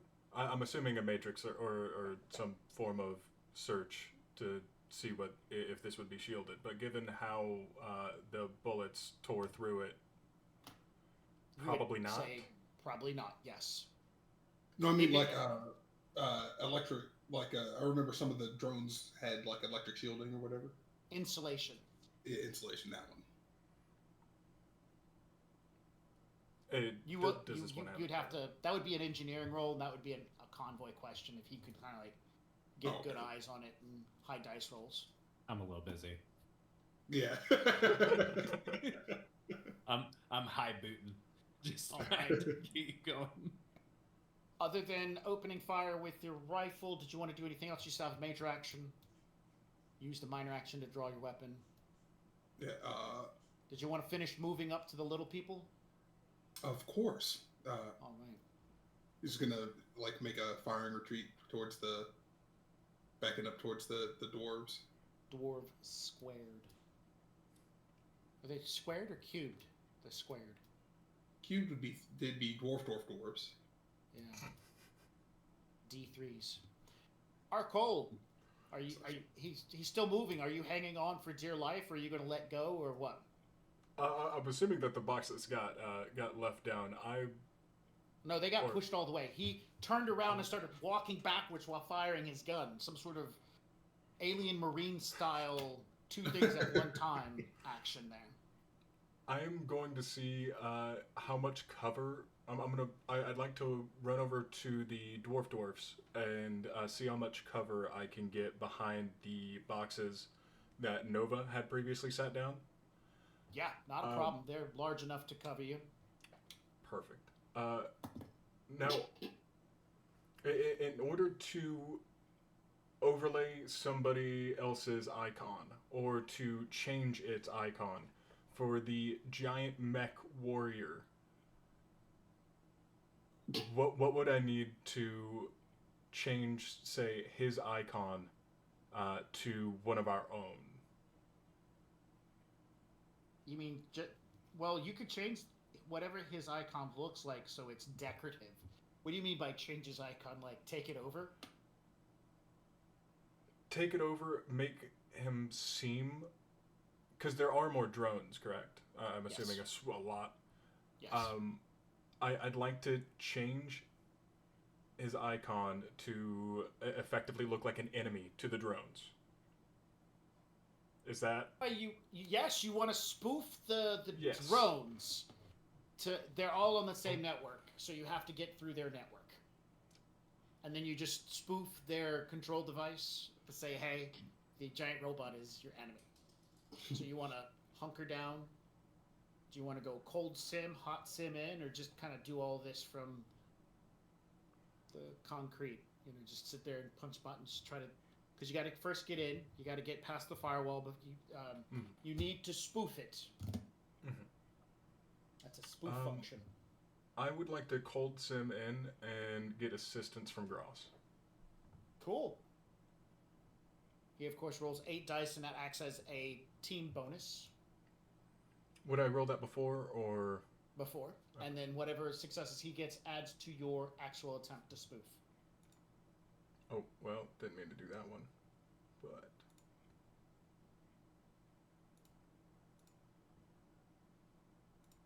So he'll give you 1, 2, 3 extra dice. Perfect. And so, am I able to go straight through with the spoof command, or do I need to break in? Technically, you're going to try to... You're going... Where did my note... Oh, no, that closed. Spoof. Control find. Spoof. You're going to do a cracking plus logic versus the data processing and... versus the pilot firewall of the mech. So the pilot value of the mech is an 8. The firewall is a 6. No, the firewall is not a 6. Firewall is a 10 because the host is providing a bonus. And so the host automatically gets, because it's a 4 automatic successes. So I'm rolling 18 dice with 4 automatic hits to stop you. Got it. And I'm assuming that I can add in my expertise in hacking on this. And then the additional dice from Gross, that was 3? 1, 2, 3, yes. Oh, wow.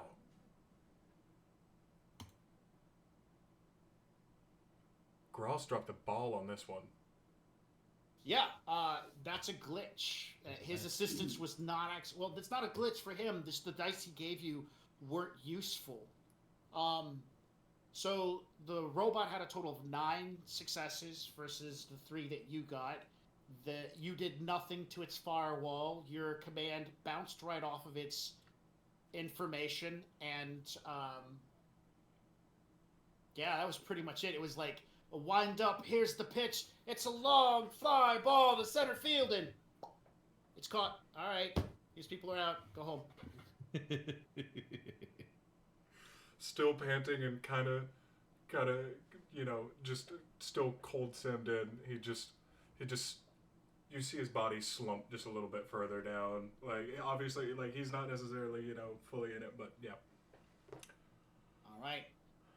Last but not least, our convoy. You, Willie, the run. drones are running. So you get a major action. Part of this is a running. Do you want to sprint as well? Now you can sprint and give the drone a minor action to sprint, so the two of y'all will clear the rest of the distance in the tunnel. Yes. And then you don't have a minor action left over for your other drone, the Thunderclap. It's just pittering along. And since the last action you told was to open fire, you'd have to give it another action to tell it to keep shooting. Otherwise, it's just going to keep following. Just let it keep following. That's cool. Fine. And Willie, of course, will attempt to keep up too. He will sprint right along. So everyone pretty much comes running into the tunnel as those drones are now, because you guys made some distance, they're zooming in. Hexbaron comes over your comms and says, all right, now, I don't know what's going to happen next, but definitely make sure to be clear. There are a set of extra security doors. The station had doors that slammed from one side to the next, but what this mecha didn't know, or maybe wasn't aware of, there's a secondary set of blast doors that were designed for the purpose of keeping in tidal waters, which require a lot of pressure. So another set of doors come crashing down from top to bottom and crush part of the mecha inside of it. Sparks, part of the arm is through the opening. Metal begin flying everywhere, and that moment when it closes, the noise level shoots up a crap ton because you're underneath so much rock and concrete. The drones begin dropping out of the sky. They have no signal. They just start landing on the ground. Molten metal flows out from cracks and crevices from where the mecha got crushed.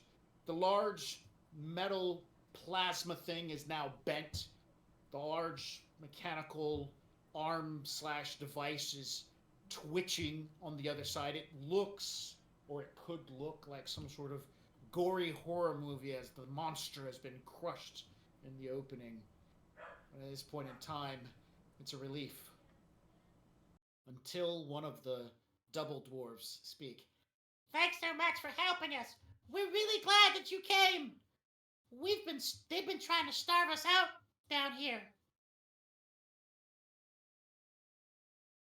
Oh, that's terrible, friend. Here, have a chimichanga. Yeah. They seem very excited to this, and they all work together quite quickly to begin either unpacking the crates or moving the crates themselves into a nearby opening. Come on, this way, follow! And all of these little people just start moving through the door. Max? Yes. So if one of these dwarfs were to pick up a standard American US soda can, how much taller would they be? So, have you ever gone to the gas station and seen those giant Foster's cans? Yes. That's how big it is to them, a normal soda can. They have tiny baby hands. Okay. So Maybe just a third of a chimichanga. Yeah, a chimichanga. They set it out on a plate. They pull the little metal thing off the top and they feed the whole family. You know, the mama chimichanga eater, the daddy chimichanga eater, and they split the last part up between the 8 little chimichanga babies. Perspective received. Thank you. So the entranceway is normal sized for the rest of you, height-wise and whatnot, but as you get farther in, it begins breaking off, and you come into an underground location filled with tiny homes and tiny roads and tiny streets and tiny little neon signs. It's adorable. Hexbaron wasn't lying. Oh my goodness, you know. There's a little tiny pushcart guy selling hot dogs. And as you guys start wieners on crackers or something? What's that? Or are they just like cocktail wieners on crackers or something like that? No, they're on the Hawaiian rolls. Cocktail wieners and Hawaiian rolls.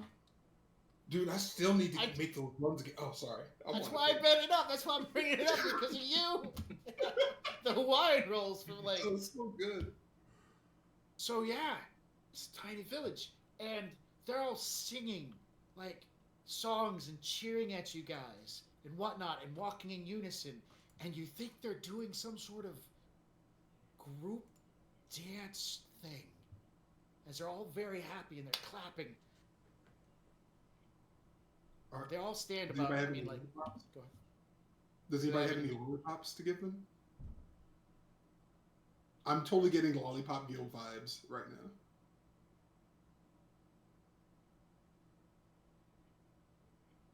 Thank you so much for saving us and bringing us food. This will last us all of about a year. We will need more supplies later, but that's fine. We can figure that part out. Now that we're not worried about food for a while, we'll be able to work toward other things, like the oppressing nature of our contract with the union that was destroyed by the corporations. They all kind of laugh in a very dark, sinister way. Life always seems a lot better when your belly is full. So eat up, and then you can figure out your situation later. They begin cheering and passing out foods and stuff. One of the dwarfs grab a Buzz Blitz and pop it open, and it's a giant can to him. So he's like, drinking and bathing in the orangey colored bubbliness. So how long do you guys want to hang out here? Do you want to help these guys? What's up?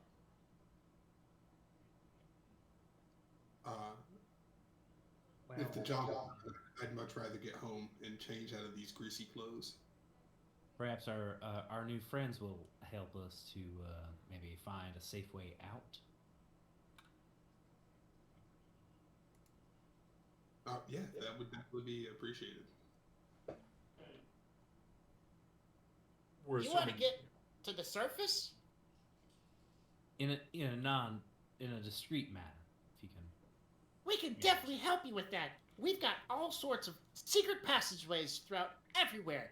We can get you from here to there, and we even have our own little tram system. It might be a little tight for some of the larger one of you.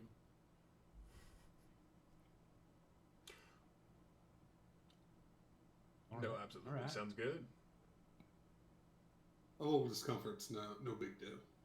All right, they will definitely offer you healing and removal of any wound damages, but you guys have been pretty sharp about a lot of stuff, so you haven't been hurt just yet. They're not interested in taking any of the non-food crates. Those are all yours to do with whatever it is that you want to do with. Communication down here doesn't work, so no one can reach out to you. Once you got into this tunnel, that's it. It's dead. Once those doors close, no communication. So, anybody want to hang out in the Whoville? No. I would like to get to the surface. Yeah. All right. Cramming into the tiny metal boxes with dirty windows. I mean, for most of you, it's pretty easy to climb into. Who here has an exceptionally large character? Nobody? I mean, I guess all except Envoy's very tall and skinny, so he's about 6'3". Oh. Okay, so it's a bit of a cramped ride for you. Bit of a cramp. They will offer Willie a pair of pants. That's good. Probably should have grabbed one of those outfits from the crates, but here we are. That's funny. Unfortunately, most of the clothes they have are meant for people their size, but they have clothes for some rather large dwarfs, so he's wearing a very small pair of green pants that look like it's part of a Christmas elf costume gone wrong. Dude, imagine him in like dwarf skinny jeans. He'd just be like capris, like right below the knee. That's what I'm thinking. I immediately went to Hulk shorts.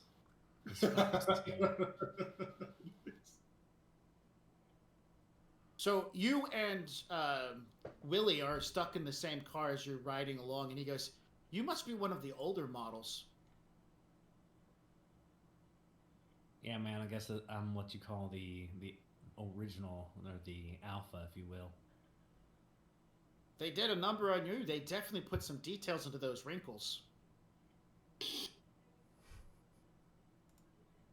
No, there's no need to be rude, friend. Yeah, man. So why don't you tell me a little bit more about your model? Oh, well, as a predecessor of your model, I designed to accompany an individual whose main function is the need for a service companion to be an exceptional pilot, mechanic, and friend.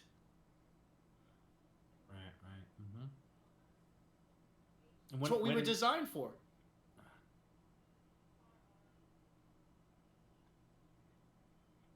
So, you don't have any memories left? How does... It's all clean slate since you got out of that box? I just got turned on. I was born only a few hours ago. A few minutes ago. And it was all through Hooper. Hooper owns this technology? Yes. How that works out, I'm not too sure. I'm still learning. It's probably in my manual, but my manual's back in my crate. And that's not a safe place to be right now. No, it is not. Well, I'll tell you what, Willie. We're gonna head on back, and we'll make sure that, with or without a manual, we'll figure it out. But you'll have a home. Do you still have yours? Well, so Willie, I'm organic. I understand that. I'm synthetic. That's okay. There's nothing wrong with being made of things that break down after a while. It's very unique for our kind. No, Willie, I don't think you understand it. Your model was based off of me. I'm human. Right. Made for the purpose of being a pilot and a mechanic and a friend. Well, I am those things, but I'm not... I wasn't made for those purposes. I was just made. And then your model was based off of me. Correct. You're the prototype. You were one of the originals. Yeah. And okay, then the improvements were made. And now there's me. It's okay to be an older model. I'm more of the blueprint, Willie, than a model. If you say so. Okay, all right. You realize his level of understanding. You're definitely pinning it down like, oh. The train ride, or the tram ride, let's just call it a tram, because that's really what's more like. The tram ride through this tiny little gorgeous utopian underground whatever ends at a very larger station. You're much higher up.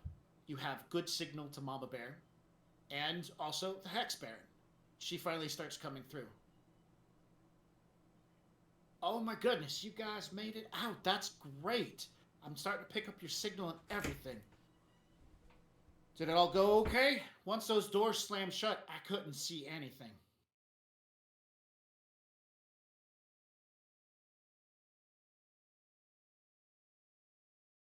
Anybody can talk. She's talking to all of you. It went okay. We're alive. We would like to get out of here unseen. Okay. All right. Since Catherine's decided to get involved, I called a friend, and it's a bit early, but I'm going to make it rain. So if you guys can get to the surface within the next hour or so, I'll keep it raining for as long as I possibly can. My brain totally went to like physical Nubian bills, like making it rain. She's like, unfortunately, I don't have that kind of money, but you know, I can make it rain. We found a door in to the People's Weather Station.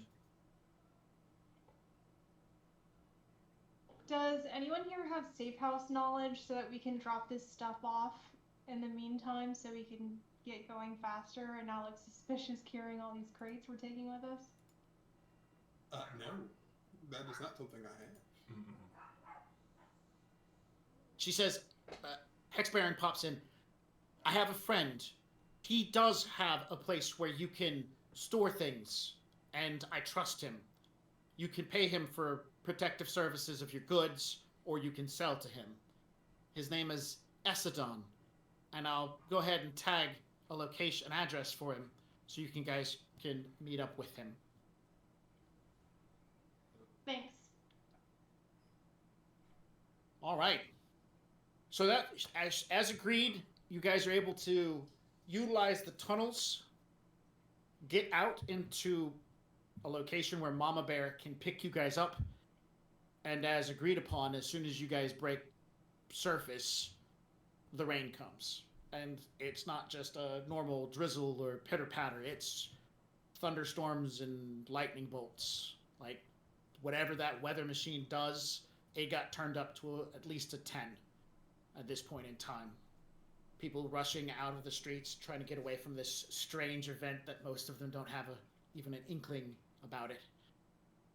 For Amber, thunder and lightning crackling across the sky is familiar. For the rest of you, this is strange. Thunder and lightning, maybe when you were a child, or far away from Seattle, but not here. So, It's been a while since I've seen thunder or lightning. Very, very I frightening. mean, you hear thunder, obviously, guys. Yeah, man, I ain't heard it since it was back on the plains. Then we get some storms rolling in.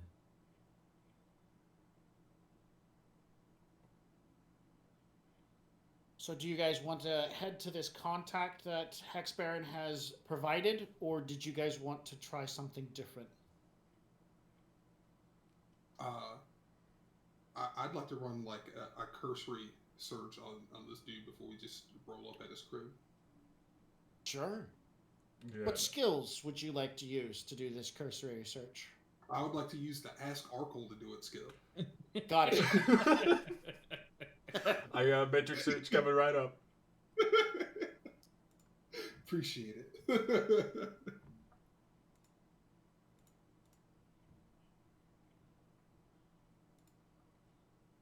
Sidon turns out to be, his name pinged several times in different security corporations as a wanted gun smuggler and a known criminal.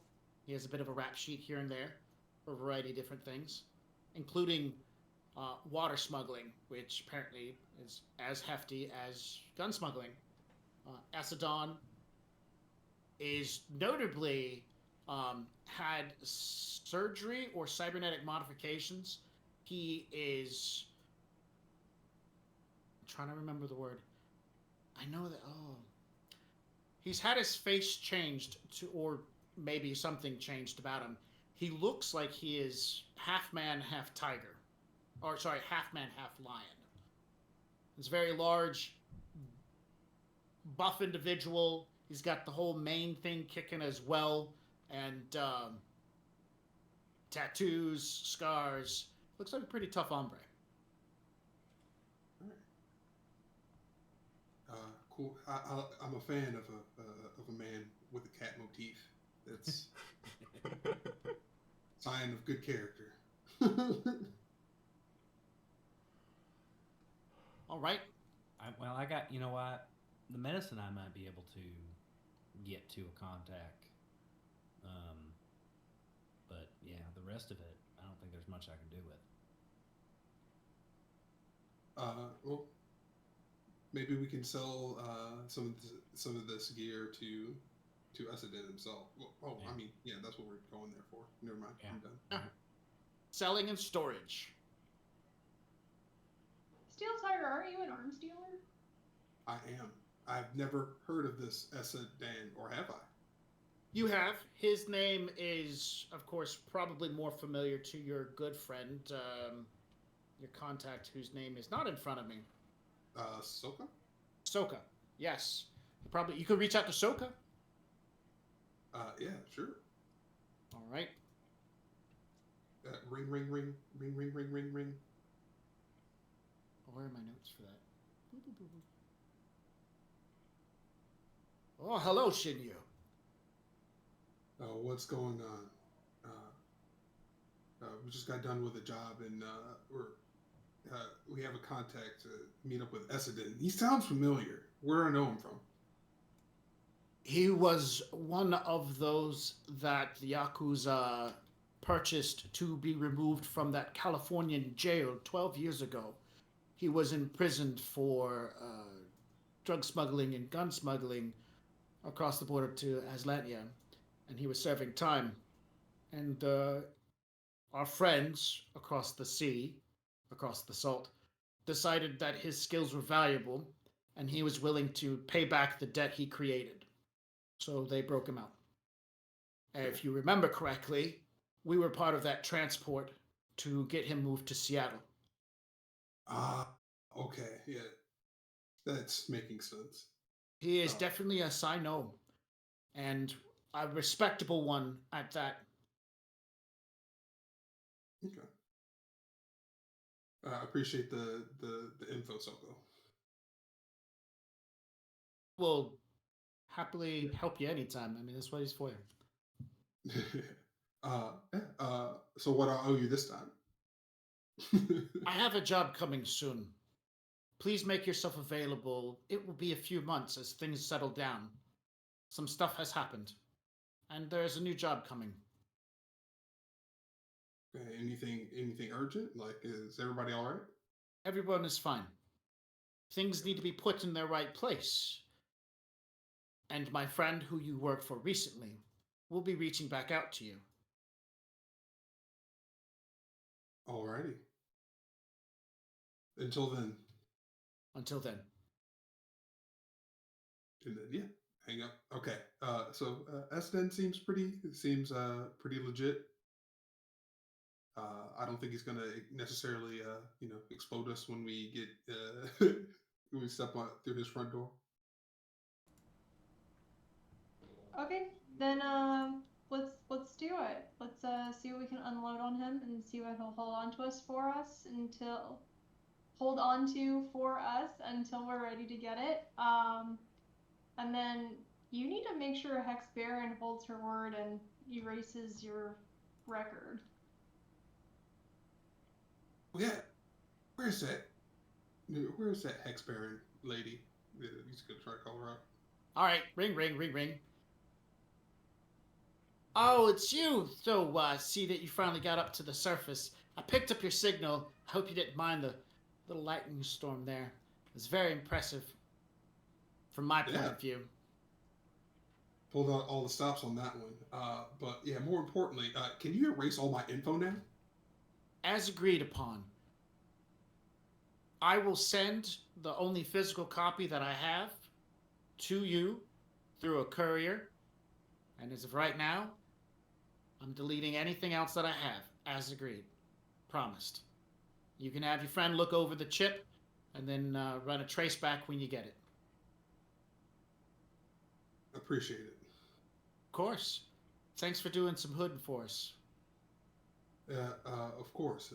Just next time, if you need a job, don't kidnap me first. Well, you did have a pretty high price on your head, and feeding people, you would have been worth a lot of money. Yeah, I mean, that's a lot of chimichangas. Yes. Aren't they cute, though? Those little guys with their tiny hands? They are so kawaii, dude. Vough's pretty pissed, by the way. She's not going to let this up. What? Well, fuck her. Frag her then. Or frag them then. Just stay safe. Maybe she won't find you. You guys know what you're doing. You're professionals, right? Of course. Keep an eye out for a courier. And then she'll hang up on you. Oh yeah, but what about the winning lottery? Never mind. Yeah. Essedon runs a junkyard. And on the outside, that's all it really looks like is a junkyard. He is a large... His whole motif is lion-like, and his mane has been braided. He has tattoos and scars. He openly carries a shotgun. He's followed by 2 cyber dogs around everywhere. Say junkyard? Junkyard.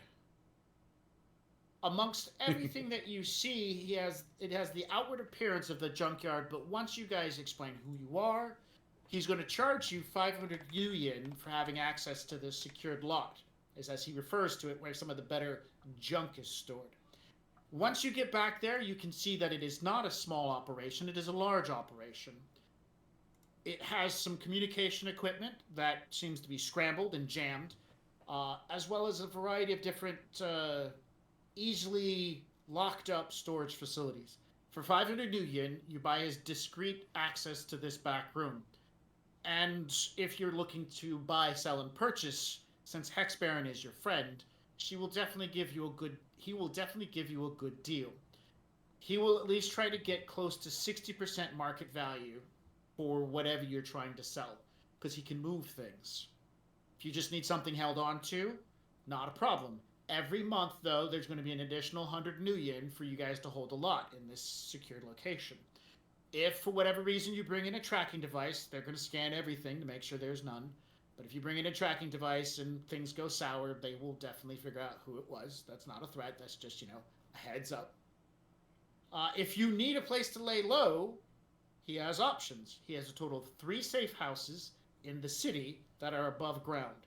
Because, below ground can be very stuffy. Right off the bat, he definitely wants to purchase some of the firearms, but we can go over those details at another time. For right now, we're going to take a short break. When we come back, our group is going to talk about their downtime before their next job. And then we'll end session as we segue into the next job. But please, players, remember to ask about the library. That's important. I thought books would still exist. They barely exist now. Okay, but yeah, bye.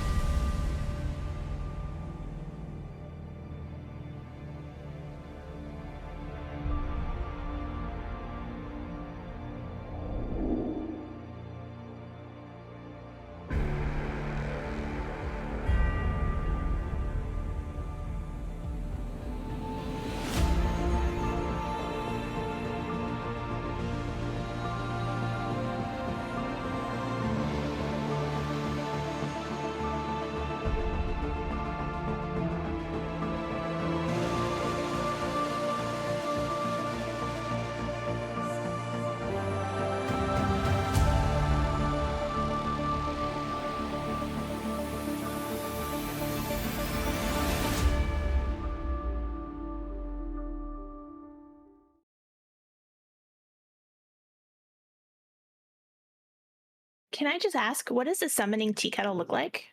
Oh, a summoning tea kettle.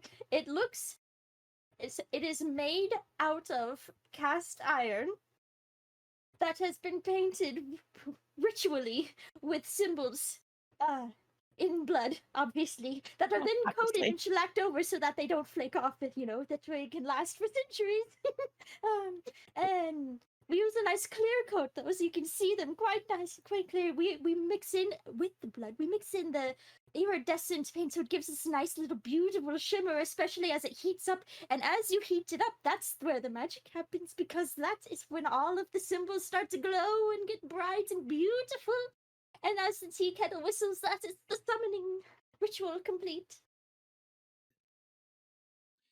If you have an interest in using the summoning tea kettle, or taking part in any of the other worlds in our games, you don't have to have experience. Just join our Discord, and the GMs will work with you and help you find a game you enjoy. The link is in the chat. Ready to level up your cosplay game? Check out the Geek Forge on Etsy. With a variety of props to give your photos that extra spark, you'll find just what you need. Hold magical fire in the palm of your hand, or take a potion to restore your mana. With a large variety of colors, you can choose your own magical flavor for your cosplay. Bring drama to your photo shoots with these vibrant props and more, all available at the Geek Forge. Are you ready to level up your cosplay?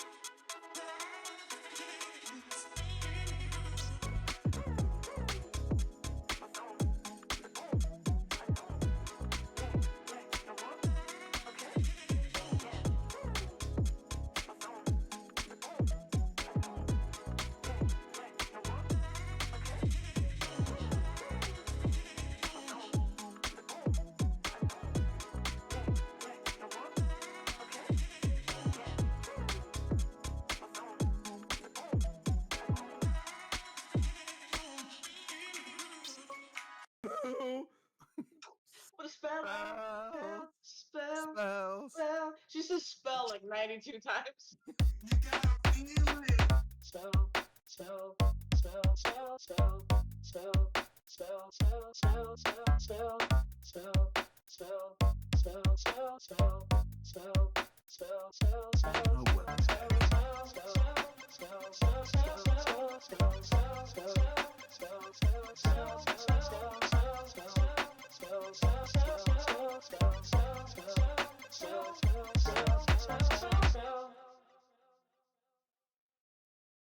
You get to play with us now, which is so exciting.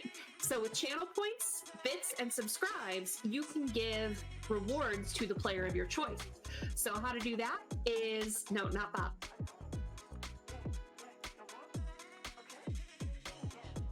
Channel points, I believe it is 500 points, gets you NERPs, which is +3 to any dice roll to the player of your choice.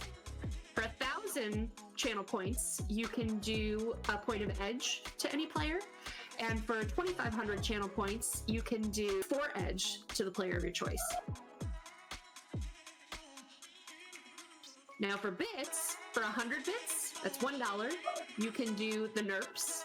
For 200 bits, that's $2, you can do the point of edge. Or for 500 bits, that's $5, get 4 edge to give to the player of your choice. And finally, again, the subs, if you subscribe, you can give 4 edge to any player.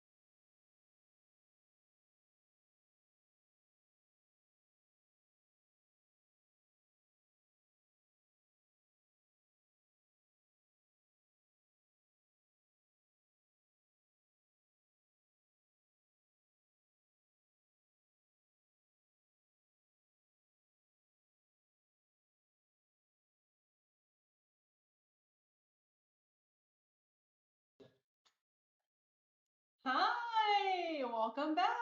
I hope you had a good break. Enjoyed the commercials. Just want you guys to know that this is your last chance in this segment to enter in to win an online miniatures hobby consultation from Ford Fish. Just type hashtag RemPC in the chat to gain 1 entry, and you get additional entries for every 100 bits you donate.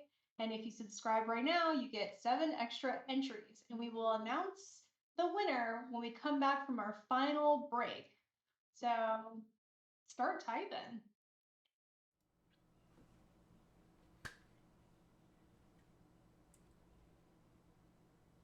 Means we're back. We made it. Acidon will hold on to your things. You guys have options for 3 safe houses. So yeah, let's talk about downtime. Who would like to go first? Who has already decided how they're going to spend their karma?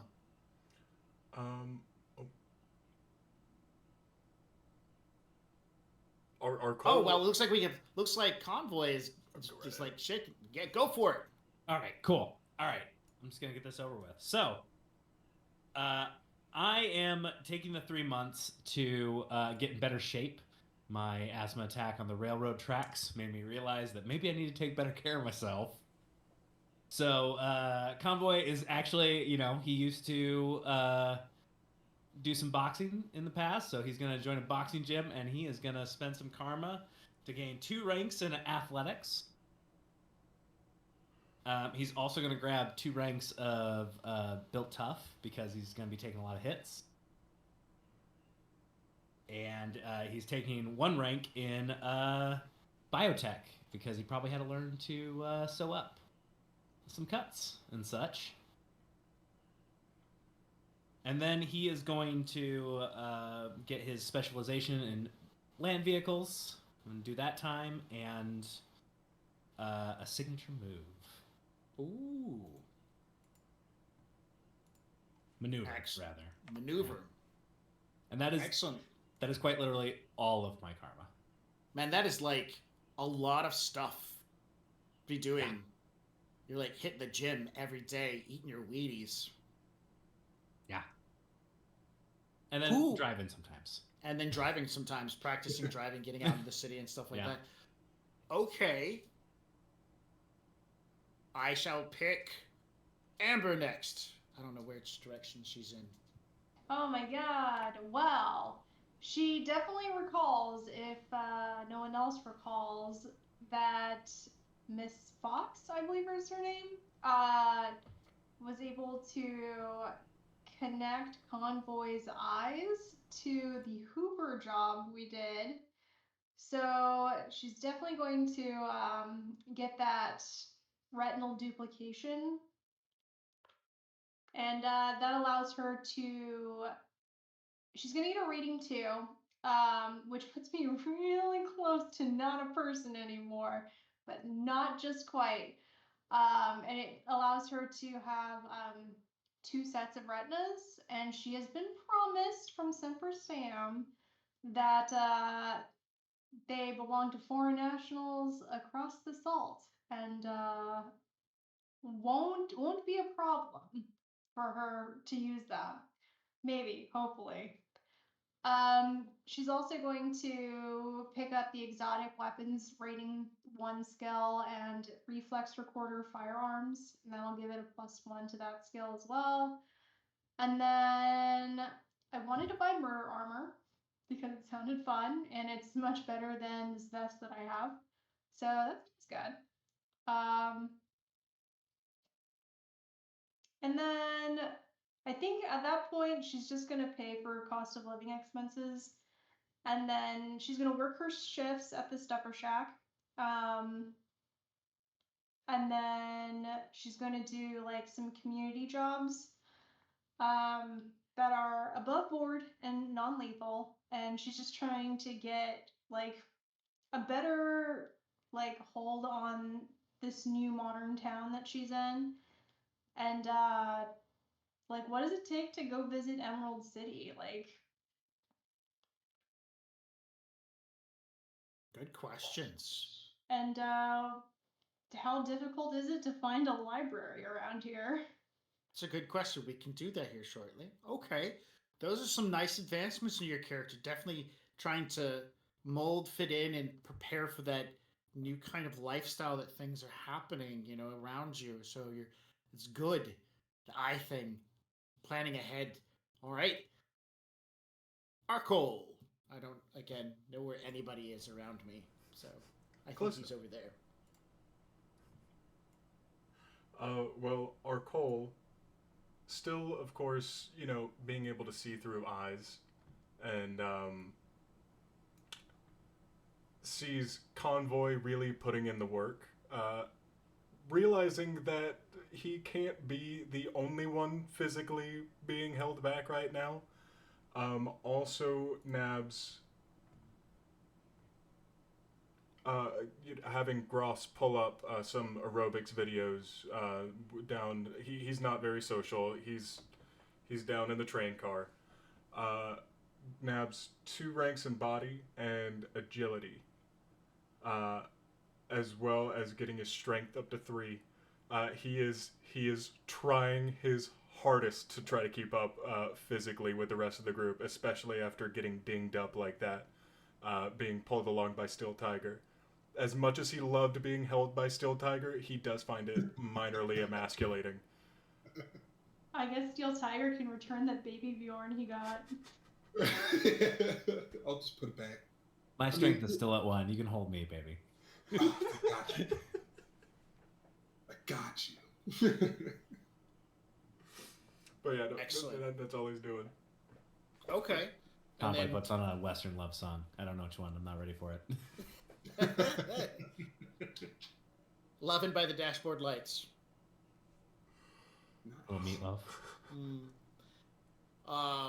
Okay, so yeah, spending some time. Do you keep low? Do you socialize with others? Since you said you're antisocial, do you reach out to these new runners, or just stay to yourself? Is like as much as possible. As much as possible, I do keep to myself, because during this time, Arcole hyperfixates and will 100% spend any time that he's not in his pod or trying to, based on Gross's knowledge of, nutrition and working out, he's just going to be stuffing his face and working out and watching these aerobic videos that are absolutely, completely out of date, but it's just what Gross could find. Nice. All right, Steel Tiger's plan to over the next 3 months. After hearing that Soka has a job for me coming up, he realizes he wants to get back to his roots a little bit, and so he goes down into the basement, and there's like a large like essentially like isolated closet, I guess, and he opens it up, and then inside there is his red samurai like mil-spec armor and his Nodachi. So he's going to take out the Nodachi, and then he's gonna like brush the dust off the samurai armor, and just gonna like, all right, and then he's gonna re-pick up his sword training. It's like he's been neglecting close combat, so he's going to go and redo katas or whatnot. He's gonna pull up holograms, pull up some holograms to train against, and so that's what he'll be doing for 3 months. So then he'll gain a specialization in blades, and up his close combat to 6. Nice. Maybe you get Tai Cho to also help out with some of that training too, by creating holographic fight scenes that involve just more than 1 or 2 people just charging at you. So yeah. Okay, cool. Everybody definitely has a lot of good development questions, a lot of good development for their characters. But one of the players has brought up some interesting questions about the environment that she does not know about. So I ask, how will you find out how to get to Emerald City, or how will you find out how to find a library?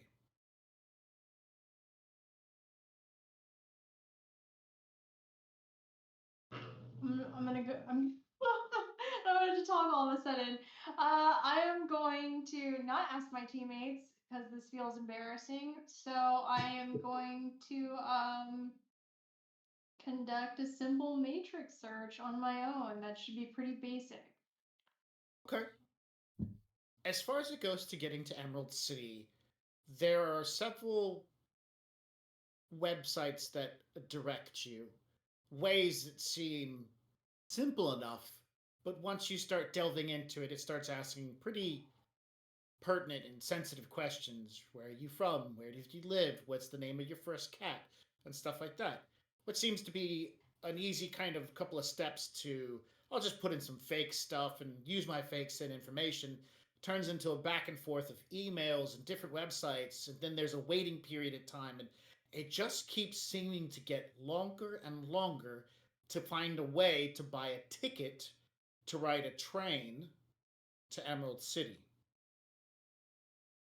Like, oh, this person's supposed to call me on this day. Then they don't call you, so you re-email.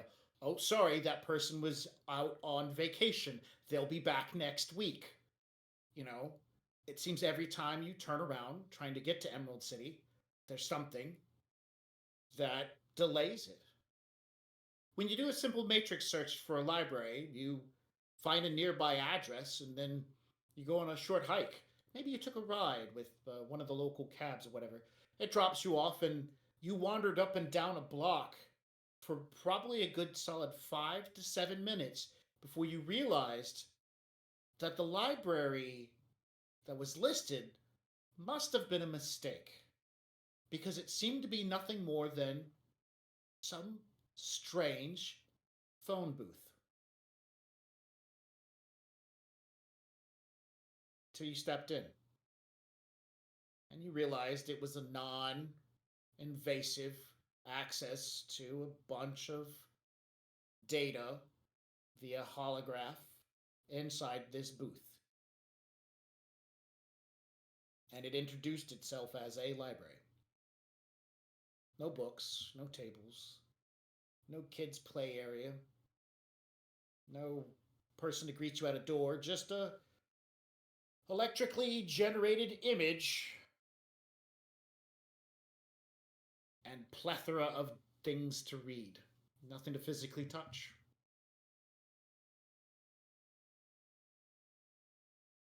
Does it have all the traditional things that a normal library would have? Like records? It's like land records, public records, reading books and stuff like that. You can even bring up fiction books from all the way back to maybe something as old as Wizard of Oz or something like that. Okay.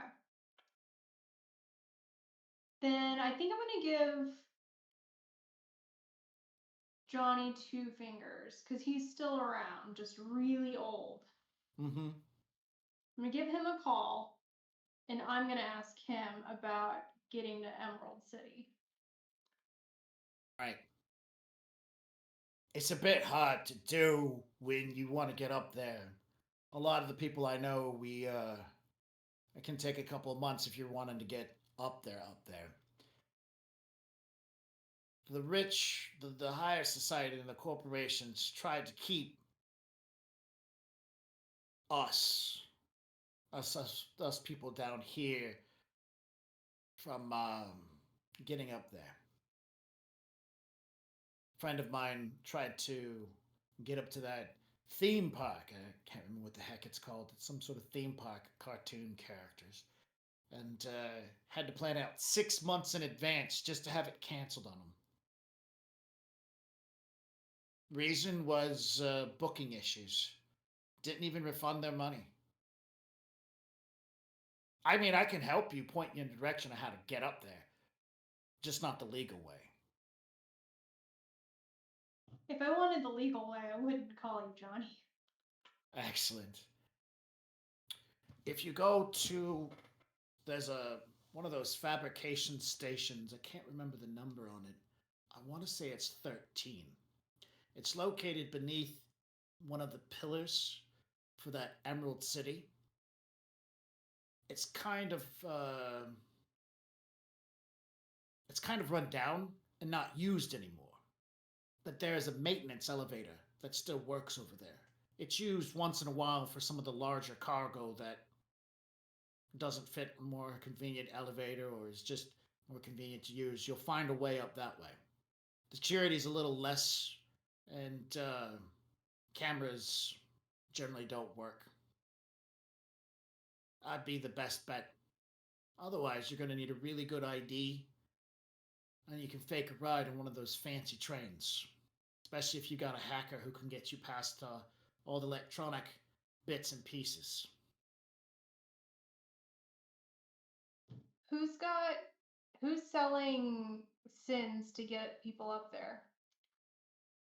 I could drop you a name, but, I gotta pay for my medication. Don't worry, I'll take care of that. My next bottle of pills costs 300 new yen. I will send it to him. Mm-hmm.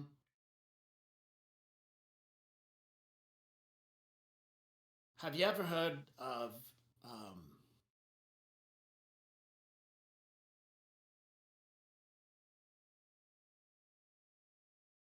there's a man. He's not really a man. I think he's one of these throwback magical creatures. He goes by Icarus. And he doesn't use technology. There's no phone number you can call. But, if you got a mage can send a message and stuff like that, do magical things. Icarus is his name. I don't know how that works out, what it means, but he's, what do they call those things? He's a spirit. I think he's a spirit. Don't ask me much more, but he's not human. He's not a meta-human. I'll tell you that much.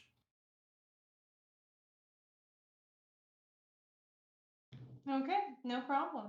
Yeah. You know any mages? No. Mine's been gone for a little while. Just a little under the weather, maybe. No. Magic users are mostly scooped up by the corporations. Remember when they used to run around all over the place and you couldn't swing a bat without hitting at least one fizz adept? Like they were scattered all over the places like cockroaches. But now you can't even find one. Corpse figured it out. I remember working with a few, and they always passed out in the most inopportune times.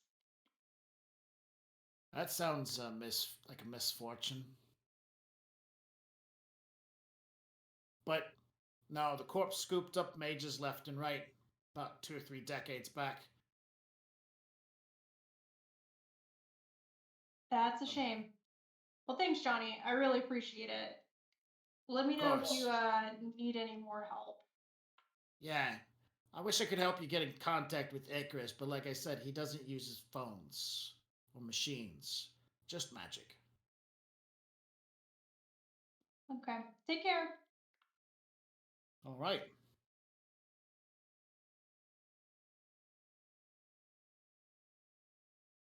And last but not least, somewhere during that 3-month period of time, right after everything had happened, there's a knock at the door to the tea shop early one morning. He opens the door. Welcome. It's in the earlier hours where the rain's still coming down. Duck is standing there. He's got a cup in one hand and he's catching some water and pouring it in his little bucket. Good morning, Tiger.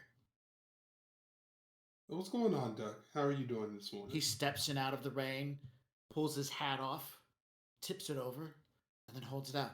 A friend of mine gave me something to give to you. And he tips the hat towards your direction.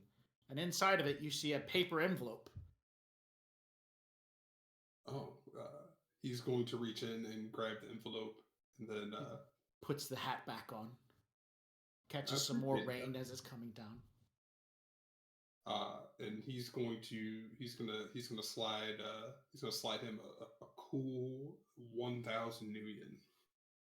He will take the money. Thank you so much. And he will produce from his little satchel 2 bags of water. Appreciate that, Doc. Not a problem. Take care of yourself. You do the same. And he'll step back out into the rain. The envelope contains a chip. Hey, he's gonna call up Arkle. Oh, what? How early is it? Like 3 a.m. Oh, okay. I mean, I'm not that rude. I'll wait till the sun comes up at least before I hit Remember, in this day and age, people mostly just do like 15 to 20 minutes of sleep in one of the pods. Oh yeah. Okay. Yeah. 3 o'clock all day. Hey, Arkle. Arkle picks up, just panting, still sweating. Like, what do you need, man? Oh, yeah. The chip came through. I was just wondering if you could give it a once over for me. Make sure that we're on the up and up. This is after Arkle's vigorous fitness montage, correct? Yes. Yeah. This is Okay. during. This is during. This is during? Okay. Yeah. There's nothing that I can do to check on it through, like, during this phone call? Because I'm assuming that I can't just up and leave my fitness since I've already dedicated this time to it. He would put it on his comm. He would take this comm, set it down, put the chip on the comm, and then you could then use wireless radio wave interaction bullshittery to access it. So yes, you can do your workout and still check the chip. Got it. What? There's no dice roll. No dice roll? Okay, I'll check the I chip. mean, not unless you really want to roll dice. Yeah, it is.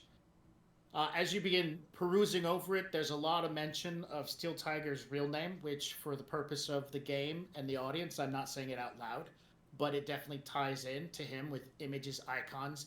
Holy crap, what is that thing, right? You're starting to see things that definitely catch your attention and lead down a very twisted, dark road of corporate espionage, murder, and gun-toting, and a variety of other things that you didn't know that you wanted to see of Steel Tiger's background. But the most important part you notice is that the file has no linked locations, data, and is listed as the primary source. You then have a code that goes along with that you can throw out to the internet and attach it to like a simple agent to rush around for probably next year or so. And if it ever pops up with that code, then there is a copy. It's not a big deal. It's an easy task. And once it's set up, it's just going to run in the background for pretty much like however. You could set it for 10 years and it would run around. But if it finds the code, it instantaneously comes back to you and be like, oh, found a copy of the code. But they have to bring it online. Got it. Then I will absolutely leave that running if it doesn't cost me any. Doesn't cost you anything. Basically, it's your way of saying, yes, the code doesn't exist anywhere, and if it does exist, you'll be the first one to know about it, and then you can tell Steel Tiger. Fantastic. Well, then I'll go ahead and let Steel Tiger know that I saw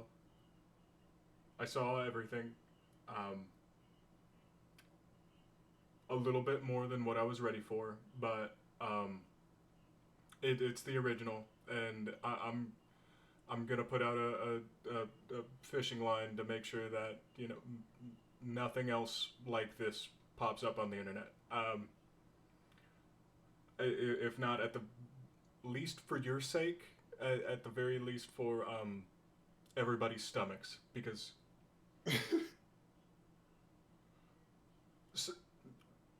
solid work, man. There you, all yours. And then he just panics and hangs up.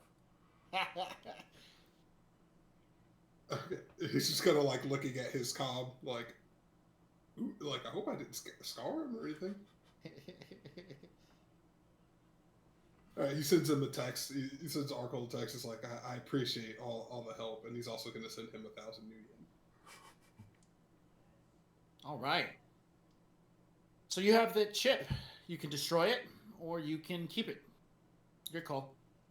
I'll let you make that choice whenever you want to. It's not important for the rest of us to know what happens to it. Oh, I totally flush it. Not literally. The chip flush, is. yeah. I think you would destroy it because actually putting it down the toilet would be terrible because it's very close to near indestructible. Someone's going to pick it up. So I would definitely destroy it. Cool. Yeah. During this period of time, the rain comes back to its normal process. The world has gone back to normal. And where's that at? Sometime right after everything was said and done, children's laughter and screams ring out over the sounds of rides, games, and music coming from Whimsy World. The party had been a success despite the interference of those meddling criminals. Catherine Vought's granddaughter only pouted briefly at the loss of some of her food treats that were meant to be there for the party. Luckily, the capstone of the day's celebration was saved from the wreckage of the train. The light show performance by the very best drones money can buy to simulate fireworks for the children. The sun was almost fully set, and it was time for the light show. Miss Vaux instructed her assistant to gather the children and begin the show. She pushes back the thoughts of the money lost from the train crash and smiles as she sees the anticipation in the faces of the kids and feels pride for what she is able to provide for her own. The drones release the pre-programmed show. She delights in the oohs and the ahs of the children and is sure to capture footage of the moment to put up on her socials. Her Me feed must go live. It's important to maintain the status quo for others trying to keep up with the Vots. The show reaches its pinnacle and the drones go dark. The party erupts in applause. Catherine stands and clears her throat to grab attention and begin the happy birthday speech her assistant wrote her. She checks to ensure that her assistant is wheeling out her granddaughter's presents, ensures her presents match the climax of the day. She opens her mouth as the scrolling in the artificial reality begins to happen when a child points up to the sky. Look, it's not over. Catherine turns to see the drones once again lighting up. They blur with different colors until the setting into a shape, the side profile of a voluptuous female figure, sitting with a new slightly bent. I'm sure that his figure sitting just like the image you would see on mud flaps of tires. You know what I'm talking about. The very curvy woman. Oh, yeah. In the French girl pose? Oh, yeah. Okay. No! Turn them off, she yells at her assistant, who is busy getting the presents ready. A shocked look drushes across her face as she tries to figure out what's going on. She's occupied with the presents and doing things, and then she sees the drones, but they changed again. This time into words. Don't come looking. And looking isn't spelled with a G. You'll lose more than a train next time. Even in the dim light of the drones, Bot's face begins flushing red with anger. The small tablet in her hand that she was holding on to that held her speech begins to pop and snap under the strain of her hand. After the shift, it says, "Thank you. Catherine Vaught, for your kind donation to those in need. And people are watching. Some cheer, some stare on, as she has now crumpled the data pad into a curlicue in anger. And then finally, the drones spell out "Happy Birthday, Little Darlin'." Again, with no G.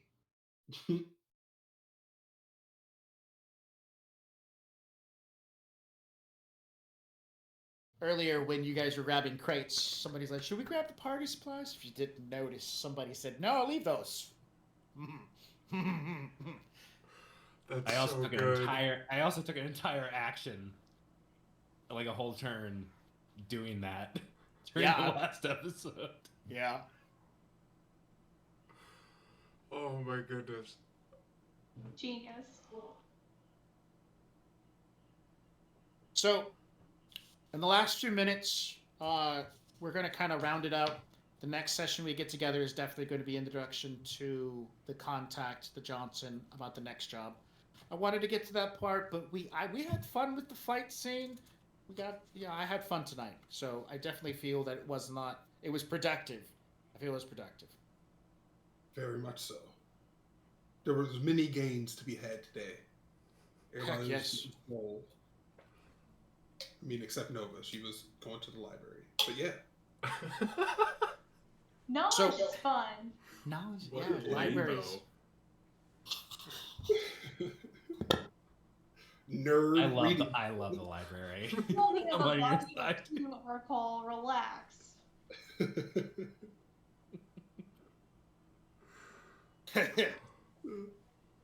So normally I give 3 to 5. We had some great laughing moments, and we definitely had some good insights, some great role playing. So I'm going to award 7 karma for today's game session. We finished one story. Now we're moving on to the next. Characters had a chance to grow, and also you guys gained a contact. Isadon is a gun smuggler. He is also a safe house specialist. You can put him on as safe house because you are friends, or you have Hex Baron has given you contact to him. He has a loyalty to you of 4 until he finds out you've crossed Hex Baron, and then it immediately drops to a 0. So as long as you're in good terms with her, he's in good terms with you. And his connection is a 4 as well. What's his name again? Acidon. Esa-Don. Like it's spelled E-S-A, Esa-Don. In fact, it's the word in Arabic that means lion. I'm terrible with the accent, but it's more like Esadon is how it's said in Arabic, but I'm basically butchering it with Esadon.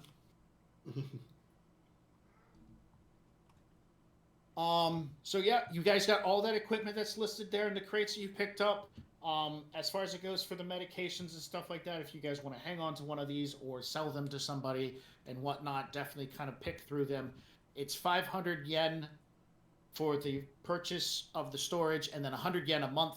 You guys do it however you want to. Yeah. That covers everything for me. Fantastic. So next game session. When is next game session? Next week? Question mark? I have something going on next week. Okay. Right. So because that's the 5th Thursday of a month. Mm-hmm. So is there a one shot? Yeah, one shot. Especially since you're going to be gone. Okay. So next game session, the 7th. Cool. So we will convene you back here on the 7th of November. I look forward to that opportunity as we go. And by the way, spoiler alert, the mission will be taking you guys to Emerald City. You already found a way in. Or you mean September? Wait, August. Oh yeah, September. Okay, all right. I'm still new at the reading calendars. I thought we skipped my birthday. Like, okay, I guess I'm just missing it this year.